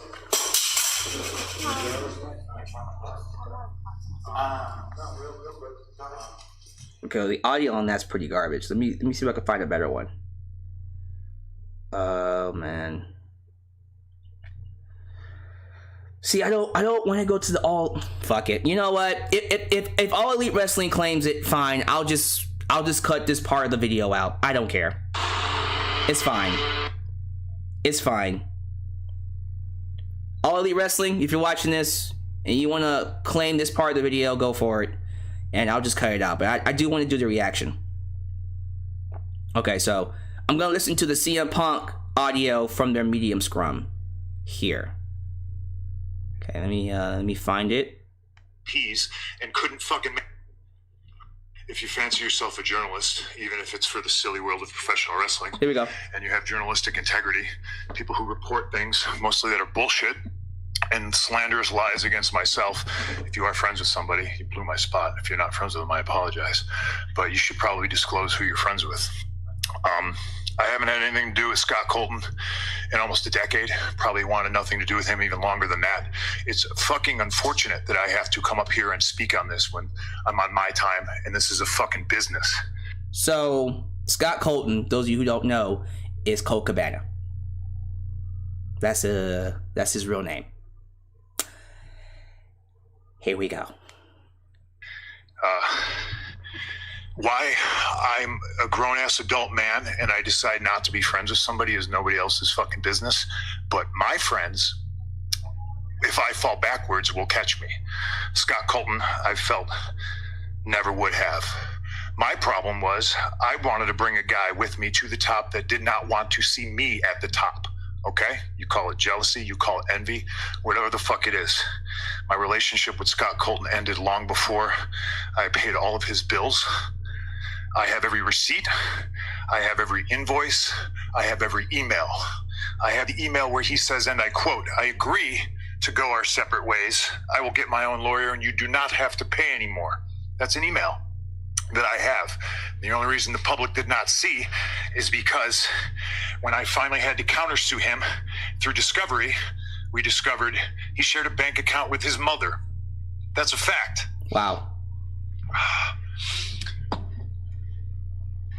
And as soon as we discovered that fact and we subpoenaed old Marsha, he sent the email, oh, can we please drop all this? Now, it's 2022. I haven't been friends with this guy since at least 2014, late 2013. And the fact that I have to sit up here because we have irresponsible people who call themselves EVPs who couldn't fucking manage a target, and they spread lies and bullshit and put into a media that I got somebody fired when I have fuck all to do with him. Want nothing to do with him. Do not care where he works, where he doesn't work. EVPs? So he's going after Omega and the Young Bucks. Right? Oh no, Punk. What are you doing? Sorry. Let me back it up a little bit. I wasn't expecting that. Let me back it up a little bit. Yeah, he's going after the Young Bucks? Manage a target, and they spread lies and bullshit and put into a media that I got somebody fired when I have fuck all to do with him. Want nothing to do with him. Do not care where he works, where he doesn't work, where he eats, where he sleeps. And the fact that I have to get up here and do this in 2022 is fucking embarrassing. And if y'all are at fault, fuck you. If you're not, I apologize. But what did I ever do in this world to deserve an empty-headed fucking dumb fuck like Hangman Adam Page to go out on national television and fucking go into business for himself? For what? What did I do, Dave? What did I ever do? Dave Meltzer? Didn't do a goddamn thing. What's your name, sir? Fuck the Pittsburgh Penguins. What are you doing, man? What are you doing? I made it really clear in Forbes, and I just want to make it clear again. Nick, it's not his position to make it very fucking clear. There's people who call themselves EVPs that should have fucking known better. This shit was none of their business. I understand sticking up for your fucking friends. I fucking get it. I stuck up for that guy more than anybody. Okay?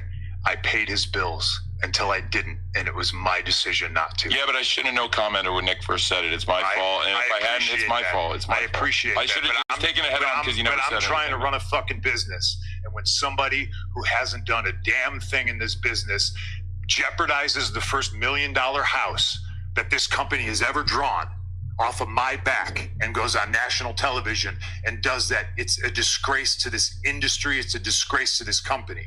Now, we're far beyond apologies, right? I gave him a fucking chance. It did not get handled, and you saw what I had to do, which was very regrettable, lowering myself to his fucking level. But that's where we're at right now. And I will still walk up and down this hallway and say, if you have a fucking problem with me, take it up with me. Damn. Let's fucking go. What's your question, Nick?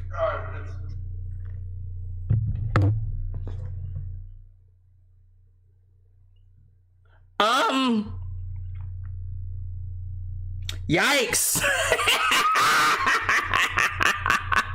Tony, I don't envy you, Tony Khan. Oh, wow. Wow, so Punk has beef with not just Hangman, but Kenny Omega and the Young Bucks too. That is horrible. That is horrible. Oh, I'm sorry, Tony. Tony, like, okay. Is there more, by the way? Do I have to keep? I feel like I'm done. I feel like I'm done. Do I need to keep playing more? Cause yeah, we gotta talk about this.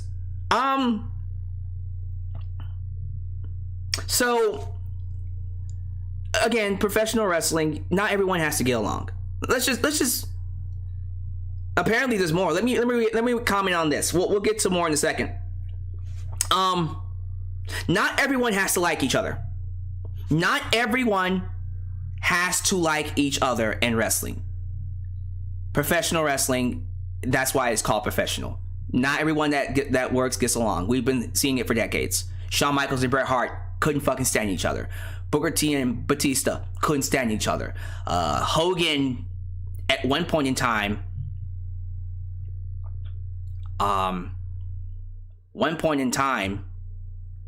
It's ridiculous to me how much heat he had backstage. Everyone hated him, but still worked with him. Wow.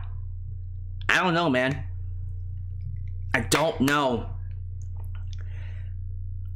Here's what I'm gonna say. Hopefully things don't blow over. Because you gotta understand something, y'all. You gotta understand, yes, they're professionals, but you do not know what these guys are going to do. You have no clue what CM Punk or Omega and the Young Bucks are capable of. Understand me. Understand me.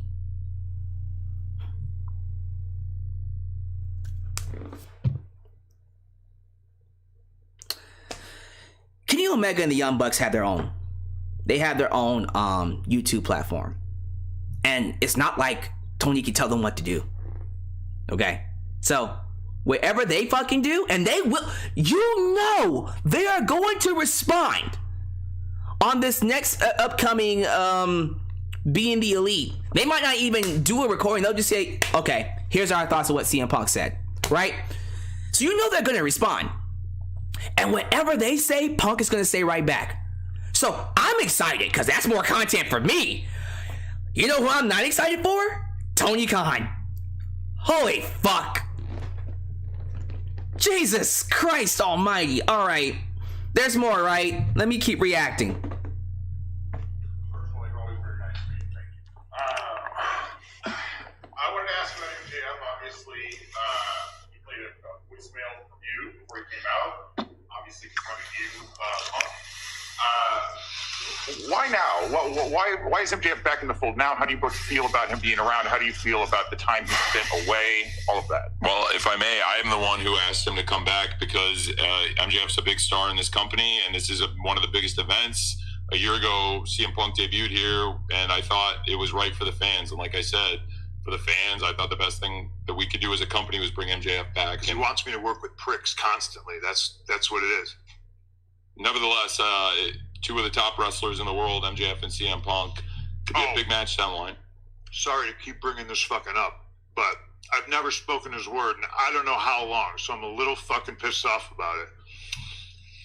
When it came down that he was going to sue me, I asked to talk to him. He refused. I asked for mediation. It was denied. I offered him money. He said it was not enough. He went ahead with the lawsuit and sued. It's his fucking funeral. I don't care. He shares a bank account with his mother that tells you all you need to know about what kind of character that is. Y'all, this isn't good. This is not good. Like, he can't stop talking about it. Punk is harboring some deep resentment.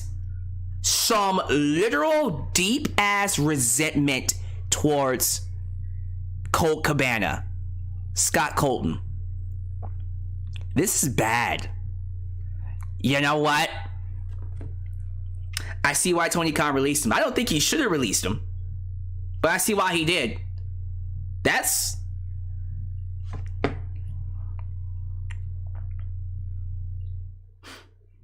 some legit. That's some legit heat. Shit. Maybe we should put this on AEW TV. Shit. This is more.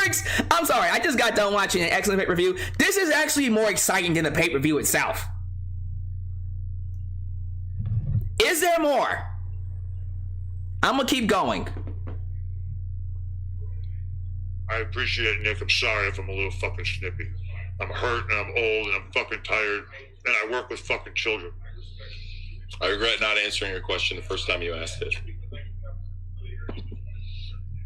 Yeah, but I should have just taken it head on like I did with Blake and Forbes recently. We're all learning here, Tony. It's okay. Thanks. This is from Mindy's Bakery, by the way. It's a great place in Chicago. If you like pastries and baked goods, I suggest you go there. They're closed on Mondays and Tuesdays, though. Sorry about all that, Manny. All right, thanks. So I've asked questions of presidential candidates in my old life. I don't think I've ever been as nervous as I am right now, but I'll direct this one to Tony. You saw the reaction MJF got when he came back out at the end of the night. Do you have any worries that he was cheered in Chicago while CM Punk, hometown guys in the ring. Do you have any worries about MJF he got pure boos before. He was one of the last pure heels left in wrestling that didn't try to get cheered. And now he's sort of set up as this anti-authority figure. Yeah. Do you worry about what that means for the psychology going forward, especially if he's going to take on Punk? I think the fans want to see great wrestling matches. MJF's the top wrestler. CM Punk's the world champion, the top wrestler in the world. And I think having the top contenders, whoever came out of this match tonight, MJF sets up as a great challenger. And now CM Punk is the world champion. MJF being back. A lot of fans were excited to see it, but anytime somebody makes a comeback in the world of wrestling, generally you get a really big reaction. Am I worried about it? No, not really. Like, we have one of the most charismatic, popular professional wrestlers in the world right here, and frankly, the fans can react however they want. That's what's great about AEW and pro wrestling. We're not trying to tell people what to think. This is a really compelling story. People were emotionally moved. People are calling that a great ending, and I'm really glad people liked it. But the fact is, it was a great match, and it was a great ending, and now we'll see what happens on Wednesday. I'm not going to comment on that. I'll tell you why I'm upset about it. Uh-oh. Because if you're an EVP, you don't try to middle your top baby face. He's not gonna stop, is he? He's not gonna stop. Like, it's just resentment. It's just...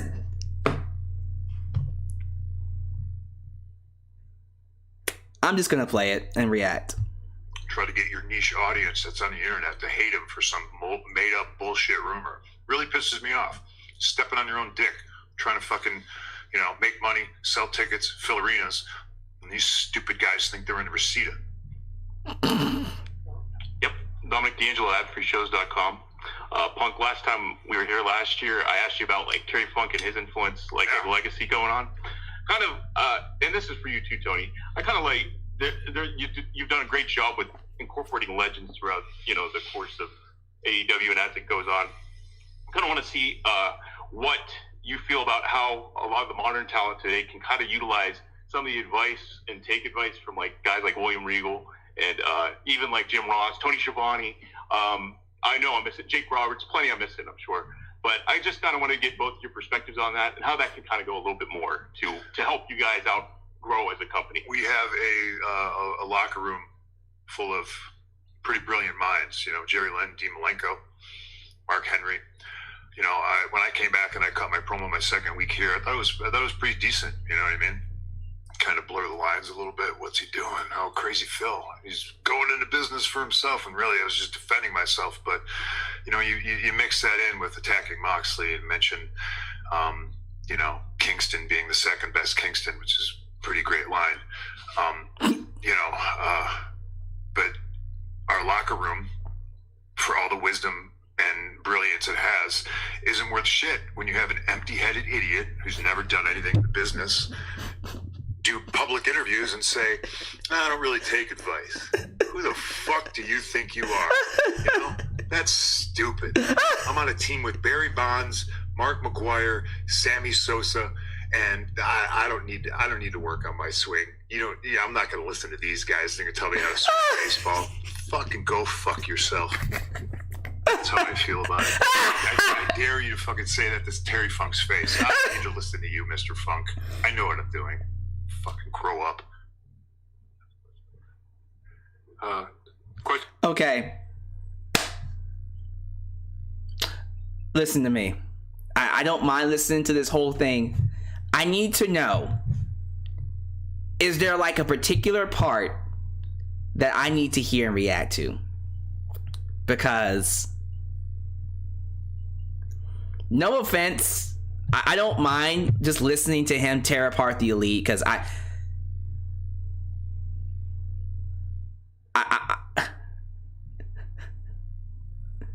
just need to know.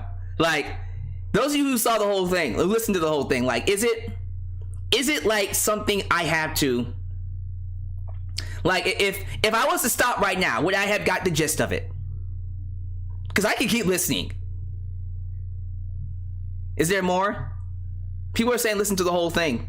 The whole thing? Is he here the entire time? Okay, people are saying, okay, you know what? Fuck it. We'll keep going. All right. Y'all, it's past midnight. All right, like, we're at 200 people listening, so we'll keep going. Question for Punk. I'm sorry, from Bleacher Report. What? So we can't hear you. Sorry. Question for CM Punk. Phil Lindsay from Bleacher Report. I think it caught a lot of people by surprise your loss 2 weeks ago, and your foot injury came into play. And I wonder, how much of that came into play tonight? Because a lot of fans would assume that was part of the reason you lost, but that didn't seem to hamper you tonight. I'm wearing Danhausen's boots. It was a true story. So I assume that it's like some sort of a reverse curse. I've had a real problem with footwear. I've been trying to figure out like what to wear. And that's real life. Like I put my old wrestling shoes on and they didn't fit. I bought a new pair of 12s. They didn't fit. I thought about wearing my gym shoes. They didn't have the stability I needed. And I bought a pair of Doc Martens because they're really comfortable. But they were too loose. And then Danhausen was like, you want to try mine on? I'm like, they're a size 10. And I put them on and they just magically fit.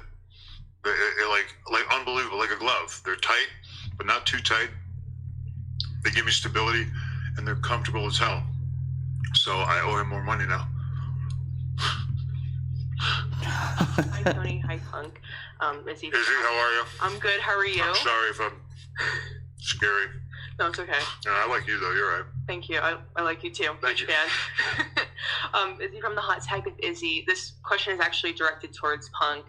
We saw, you got your huge win tonight. Congratulations. And also MJF returned. What is the message that you're trying to direct towards MJF this time around? Because you did have a feud with him a couple months ago. I mean, do I have to? I guess. I don't know. I'm tired of wrestling these pricks. I'm tired of wrestling. Okay. These pricks that think they know everything. Guys, is he? Guys, we need to be cognizant of this being a work, because he's really overdoing it now. Like, he keeps bringing up pricks. They're fucking pricks. Are we sure this is not a work? I think it's a work. But I'm not the boss. He won number one contendership, and I guess I'll cross that bridge when I get to it. I think Max is a supremely talented individual, but this goes for him and anybody else in the locker room that doesn't want to be here. The grass is not greener on the other side. The grass is greener where you water it. And Max likes to, shit where he eats instead of watering the grass. So, we'll have to see how that goes. Wow. Thanks, Izzy. Wow. John Alba podcast. Punk, a year ago we were in this room, and it was after Adam Cole had debuted, Bryan Danielson had debuted, and you said that it had the feeling of Bash at the Beach. Oh, boy. Where there was. Did I say energy. that? It was that. Did I say that? And a year later, here you are, world champion. Through the trials and tribulations, what's your honest assessment of the last year for you personally and professionally? I know it sounds like a pretty ridiculous statement, but I would like to think, in 5 years, you'll see the impact of it. There's a chance I'm wrong. We got an uphill battle in a lot of respects. There's just so much drama and turmoil going on, but I like to believe in the place I work. Damn. We do have a very, very strong roster, and like I said, we have a lot of brilliant minds backstage. So if young talent's willing to actually listen and receive advice and information. Let me skip ahead a little bit. I just saw the video, man, and you were so incredulous that I went into business for myself, and I was just like, man. Some people were upset that you had done that. Others people said that you were defending yourself. But you said that you were defending yourself. And the reason I've never defended myself is because when you do, it just sounds like you're being defensive. But I've eaten shit on this subject for a very, very long time. Wow. And I'm very sad today that I had to get up here and say his name. He doesn't fucking deserve it. And talk about it. But facts are facts, Name 2 people that have made the most money off the name CM Punk. I don't think you're there yet. The first one's Vince McMahon. The second one's Scott Colton. Damn. I hope you all have a good night. Please be more responsible with the news you get from certain people, and just remember we're human beings. Thank you. Yeah, I'm stopping it right there because woo, that was crazy. People told me to look at Sean Ross Sapp's tweets. Sean Ross Sapp apparently has put out some news saying that Punk has created some very massive heat for himself backstage. Really? You don't say. Tony Khan says it's a dicey situation with what's going on with the MVPs. He still believes the Elite are significant contributors behind the scenes and in front of the camera.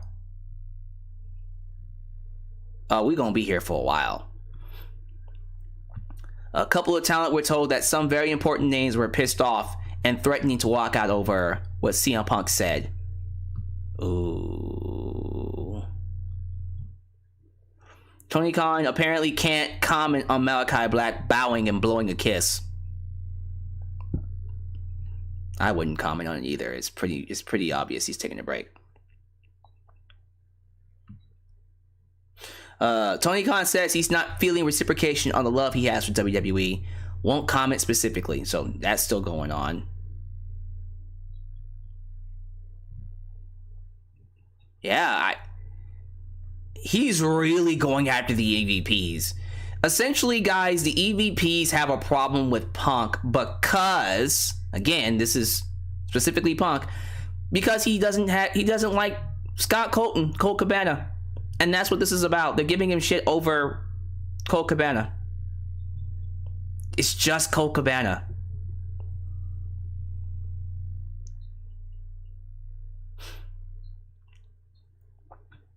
Wow. Yeah, we'll have to see how the rest of this goes. This is nutty, y'all. This is nuts. Wow. Wow. Give me your thoughts. Shit. Give me your thoughts on what we just listened to. Like I said, you don't have to like each other in wrestling, but that's a new level of not liking someone. That's scary, y'all. Let's crown a Super Chat champion, shall we? Let's crown ourselves a Super Chat champion, because I got nothing else to really say. Do I have anything else to say? Let's go.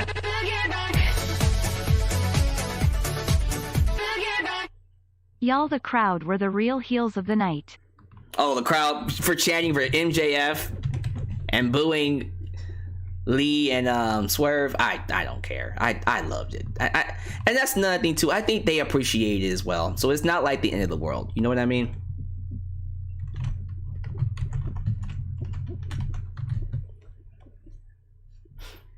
But you know, all good in the neighborhood either way.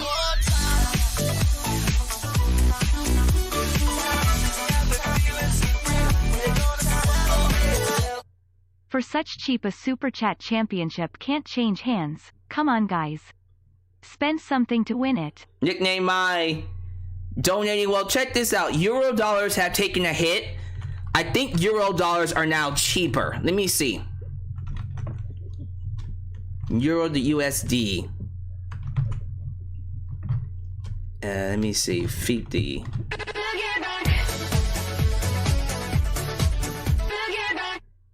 Paige better stand up for himself after this. Oh, Paige is coming for him. Don't worry. Someone do me a favor. Look how much money that is for US dollars. Because I don't think it's $50 anymore. I think it's like 45? 45, right? All right, well, it says 50, but I'm thinking it's actually 45. It's just 50, right? It says 49 USA dollars. Well, regardless, $50 is it's just $50. That's the number to beat. $50 is the number to beat, ladies and gentlemen. You know what? I might just go ahead and just end it. Nickname Maya saying $49.97. $49.97. So it's essentially $50. Yeah, everyone's telling me it's $49.90. So $50 is the number to beat. I'm basically just gonna make the super chat cover while answering some of your live stream stuff. While looking at some of your live stream comments, and then we'll go from there. So everyone's saying it's 40. Okay, so 49.46 is the number to beat. 49.46. Can y'all outdo 49.46 to be Super Chat champ? Let me know. So I'll let this go for another. Let me see, what time is it? Let's go 10 minutes, because I do want to give you guys time. The pound is lower, but do you take EBT? LMFAOJK. EBT. I don't know about that. Yeah, we'll definitely give y'all a good 10 minutes. So how did y'all feel about the show? And you know what? Y'all gonna be talking about the media scrum anyways. How y'all feel about the medium scrum? Talk about that. How we feeling about what you heard with the medium scrum with CM Punk? And all that, because I'm very curious to know where everyone, what was going through your mind when you heard CM Punk going off on the MVPs? Because I won't say I was uncomfortable, but that was one of those, he has beef, like beef with the MVPs, EVP, excuse me, MVP. Everybody likes MVP. Although MVP doesn't. It's crazy. Everyone likes MVP, but MVP doesn't like everybody. He actually hates people, which is hilarious to me. A guy like that talented, hating people. That makes sense, right? So what's the? How are we feeling about that? Everyone's like, CM Punk was really going in. Yeah! Homeboy was really going in. Like, he really got some issues, man.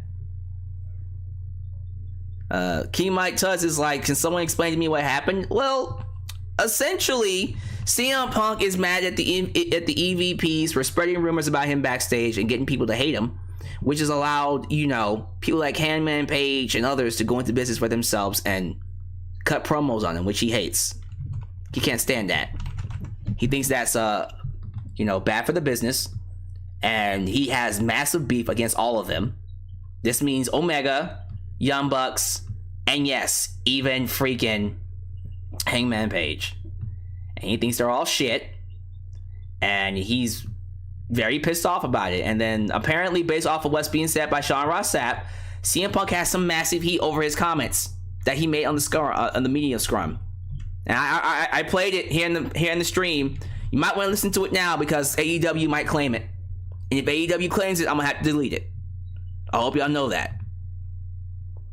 Like, it's nothing against y'all, but AEW, they claim it, I'm deleting it. Next title defense. Yeah, this is crazy, y'all. This is nuts. There is a side of me that thinks maybe it's a work. Maybe it's a work. I'm not sure, but it still might be. The 808 Keone says CM Punk has always been CM Punk. If he's getting treated this way by MVPs because of a past relationship with Cabana, this is wildly absurd. TK needs to crack a whip. Yeah, he's kind of letting the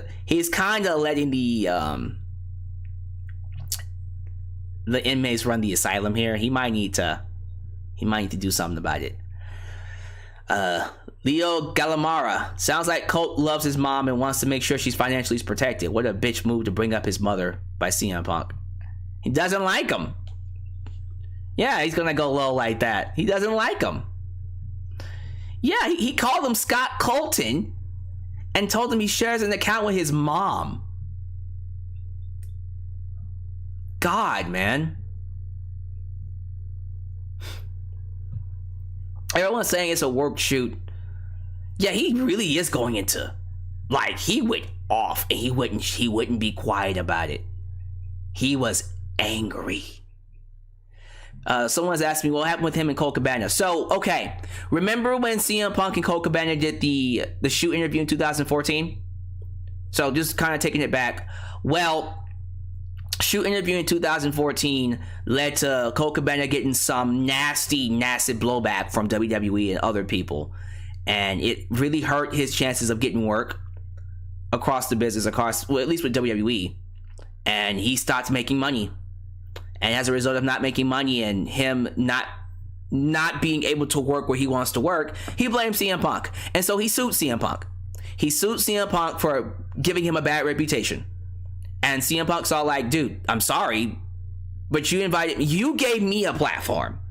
And I did what I did with your platform. I was honest.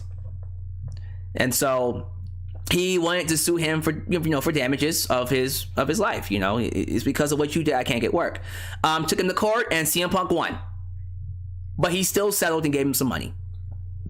And that was it. That was like years ago though. This was before UFC.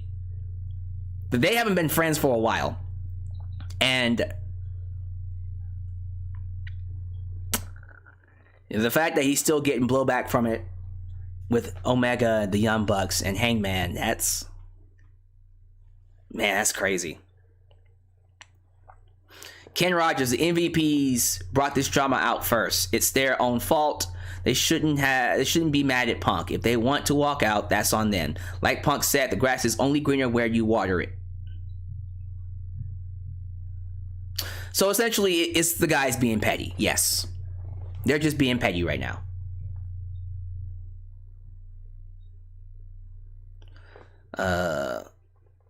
Robert Brown, I don't blame CM Punk for being upset, but damn, Punk ain't gotta go that low. Well, I mean, he felt threatened. He felt like you guys were trying to bury the top babyface on TV, and he didn't like that.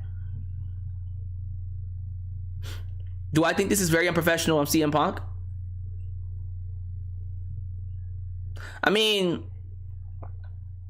quite frankly, how he handled it was,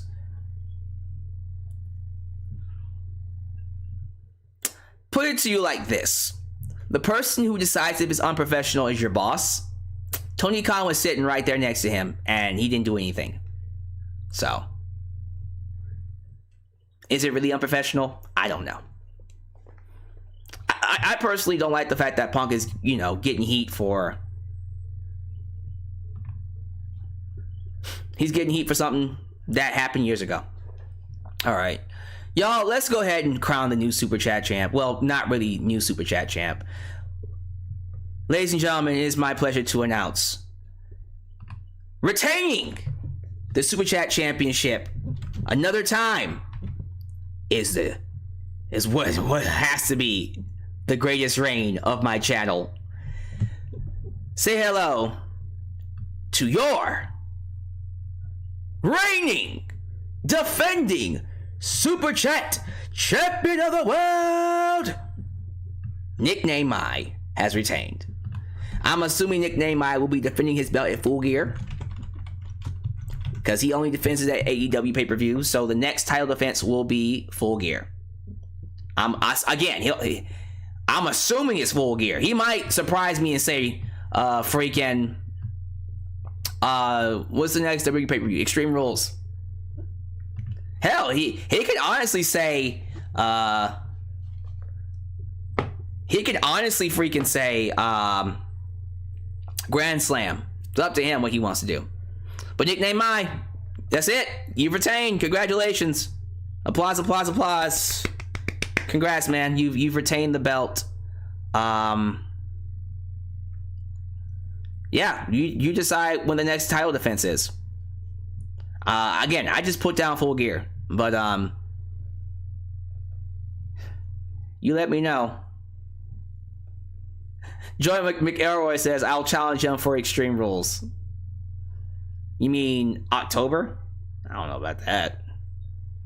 Well, Nickname Mai doesn't defend on WWE shows, but he'll probably, like I said, I think I'm just gonna go ahead and assume he's gonna want to defend it at Full Gear. Yeah, he says Full Gear. He guess. There you go. So, thank you, Nickname I, for continuing your support of the channel. He continues to reign. A Roman Reigns reign. Wow. This is going on for a while. Like I can't remember the last time I had a reign like this. Cause Victor Velasco held it for, I think he held it for close to a year. That he lost it to King Mike Tuds. King Mike Tuds ended that reign. Nickname I, if Nickname I reaches he reaches Full Gear, he would have held it for a full year. I think, because I don't think he dropped the belt at all. Like, the last time he was challenged was Victor Velasco at Rumble last year. So, no, I think the person that lost it to you was it Franklin Torres? I think Franklin Torres had it, and then you beat him for it. Franklin Torres had it for a little bit.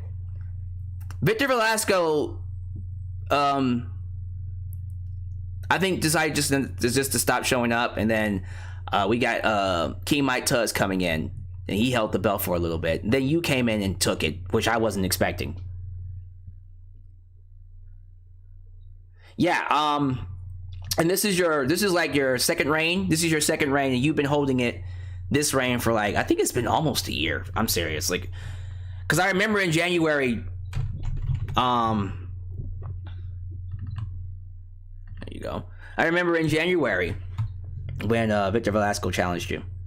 So, your first reign ended to who beat him on his first reign? Was that Franklin Torres? I think it was Franklin. Ultra Shadow says you relinquished the title only to win it back. What was the point? Yeah. All right, y'all. I'm gonna get out of here. Listen, thank y'all for being here. It's past midnight, guys. I gotta get ready for tomorrow, man. Raw will be up here for Raw review. And then on Tuesday I'll be interviewing Maria, and that interview is going up this week. Expect for that to be great and awesome. I'm excited about her. Then Dynamite on Wednesday, Friday night SmackDown. Whatever else comes up. I think we're gonna be talking a lot about the drama between CM Punk and the Elite, and Colt Cabana and Hangman Page. So thank y'all for being here, man. Thank y'all for contributing to the channel. Thank you for watching me. You know how this works. Do all the YouTube things. Leave a comment, leave a like, subscribe, click the bell. Catch all my content when it comes out. Facebook, Twitter, Instagram, TikTok, Tickest, all the talkist. Donate, PayPal, Patreon, Cash App, Venmo, all that stuff. Super thanks. Whatever you want to do. But thank y'all for making me a part of your day. I was thoroughly happy with All Out. I thought the $50 was worth it. So, that's it. Wait a minute. Wait a minute. Wait a minute. Wait a minute. Wait a minute. Sue. We ain't going nowhere. We ain't going nowhere. King Mike Tuds said, here comes a new challenger. Did he just clutch it? Did King Mike Tuds just clutch the championship? Hold up. Yo, wait a minute. Wait a minute. I thought I was done. Nickname I, you got an answer? Wow. Okay, I thought I was done.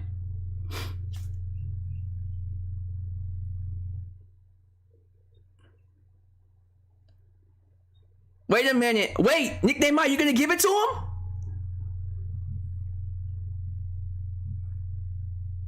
Is King Mike Tuds about to take this? Nickname Mai, you want to answer back?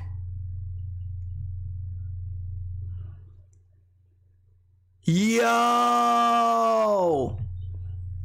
I don't believe it. Wow. Clutch City. Clutch City. Ladies and gentlemen, I can't believe I'm saying this, but Nickname Mai has decided to get the belt up. He's given the belt up. Your new two-time Superchat Champion, King Mike Tice, ladies and gentlemen. What the actual hell? That's crazy. I'm blown away. What in the actual hell, man? I wasn't expecting that. Wow. King Mike Tut said, y'all hold the fuck up, wait a goddamn minute. Don't y'all go nowhere. I haven't held this belt since he beat Victor Velasco for it. And he jumped back in here and said, mine. It's mine, all mine. But ladies and gentlemen, King Mike Tuds, he's taking it. I can't believe I'm saying this, but King Mike Tut said, nah, nope. I'm tired of this motherfucker reigning over me. He wanted, I guess, Nickname Mai wanted to break. He wanted to break, ladies and gentlemen. That's crazy. Well, King Mike Tut, congratulations. Unless someone else wants to challenge him, I'm gonna give him 5 more minutes. Let's put the timer back on.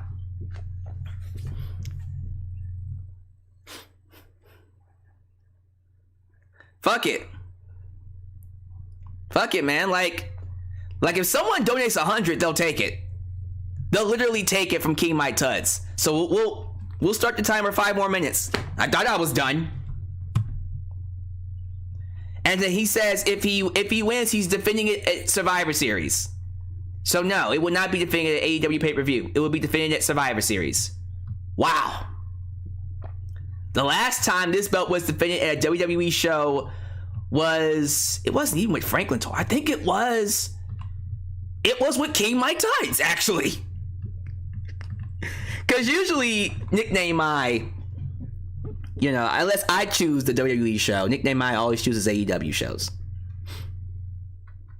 Wow, man. That's crazy. It's good to have. I didn't even think he was going to take it like that. Because I was thinking Nickname Mai was going to walk out. I was ready to close off. I was ready to be done, y'all. I was ready to be done. Survivor Series, too. When was the last time we did a title defense of Survivor Series? Wow.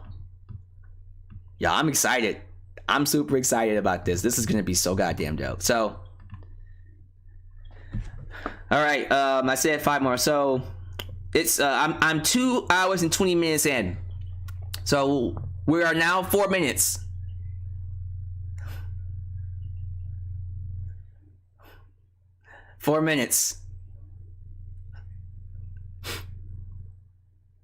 Yeah, Nickname Mai says he defended it at the Royal Rumble. Wow. Okay. And he defended it against Victor Velasco and he won. That is true. Wow. Panda Hat says he wants people are just saying that he's already taken it. He's saying, I'm telling y'all, who knows? We still got people here. Someone might just be like 100, boom, and take it from him. You just never know. I wasn't expecting that. I really wasn't. I was like, oh my goodness. That's crazy. That's insane. And it's crazy that the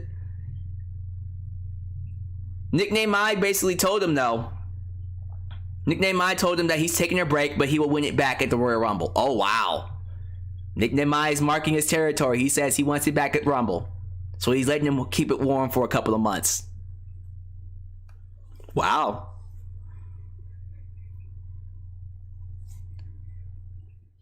Man, this is crazy, y'all. I love it though. I love it.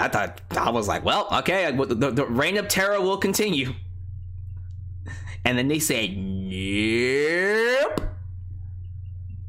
That boy said, eh. I love it though. That's really, really good. All right. Honestly, y'all, it's too late. I'm calling it. I'm gonna call it here. Your boy Mike Tuds is the new Super Chat champion. That's crazy. He won it at the 11th hour. That boy said, "Let me think on it for a minute. Let me think on it." And then he just said, "Mine."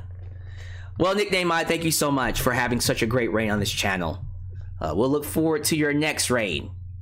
But for right now, your new two-time Super Chat Champion of the World, King Mike Tuds.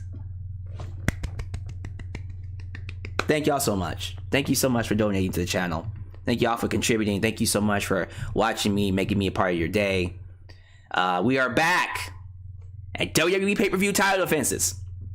And the King has spoken. The King has chosen Survivor Series for the next title defense in November. So, hey, you want the belt? You gotta donate more than 100, but I think we're good. So, Mike, congratulations.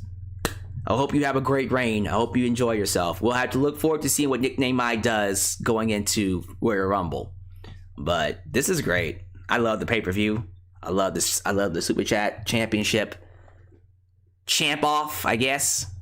But yeah, I am not gonna go through the outro again. Y'all know what to do. As you follow out, leave a comment and all that stuff. But thank y'all for being here. It's late. I'm gonna get out of here, get into bed.